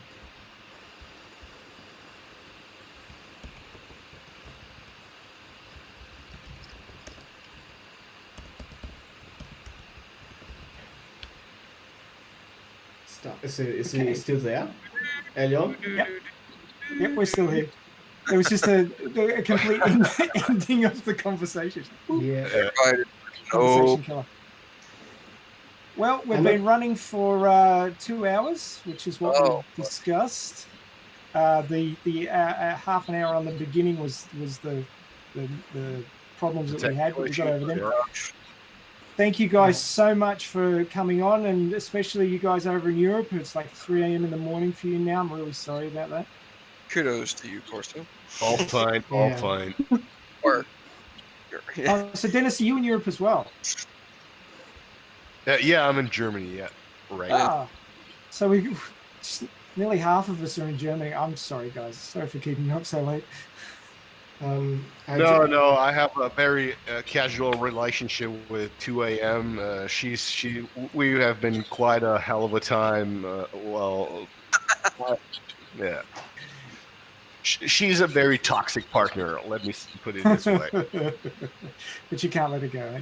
Yeah, I just can't let go. Well, thank you to everybody who's watching. We have 30 watching the stream at the moment. A couple of people monitoring, but most of that's factual.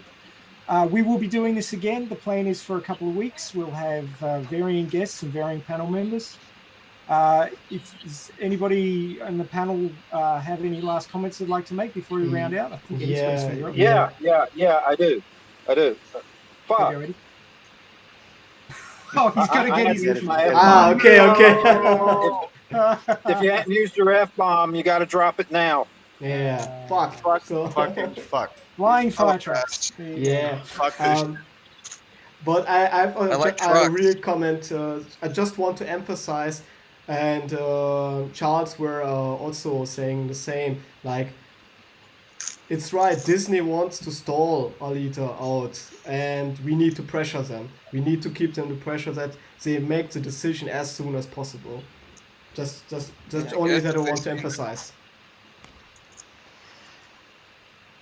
Yep, fair enough too. Anybody else with a final comment? We have to continue to do what we do, stay positive, be a wholesome fandom. Everyone can feel good to be a part of. We were going to buy more Blu-rays. We're going to lift the whale, and quote unquote, she will do the rest. Happy end of the year to everybody, and happy New Year's because that's coming up. So. We won't be back on until the New Year. After the New Year, yep.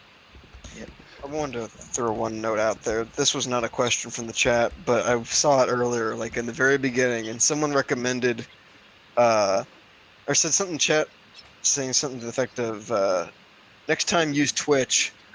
You I can don't know. do I that thought so that was well. You can do this so well. It's a Twitch, bitch. We'll look into Yeah, that. yeah. Well, I He's want to like, thank hey. the panel for spending the time. We were working on this for a few weeks beforehand, so don't think it was just a spur of the moment thing, and it will continue.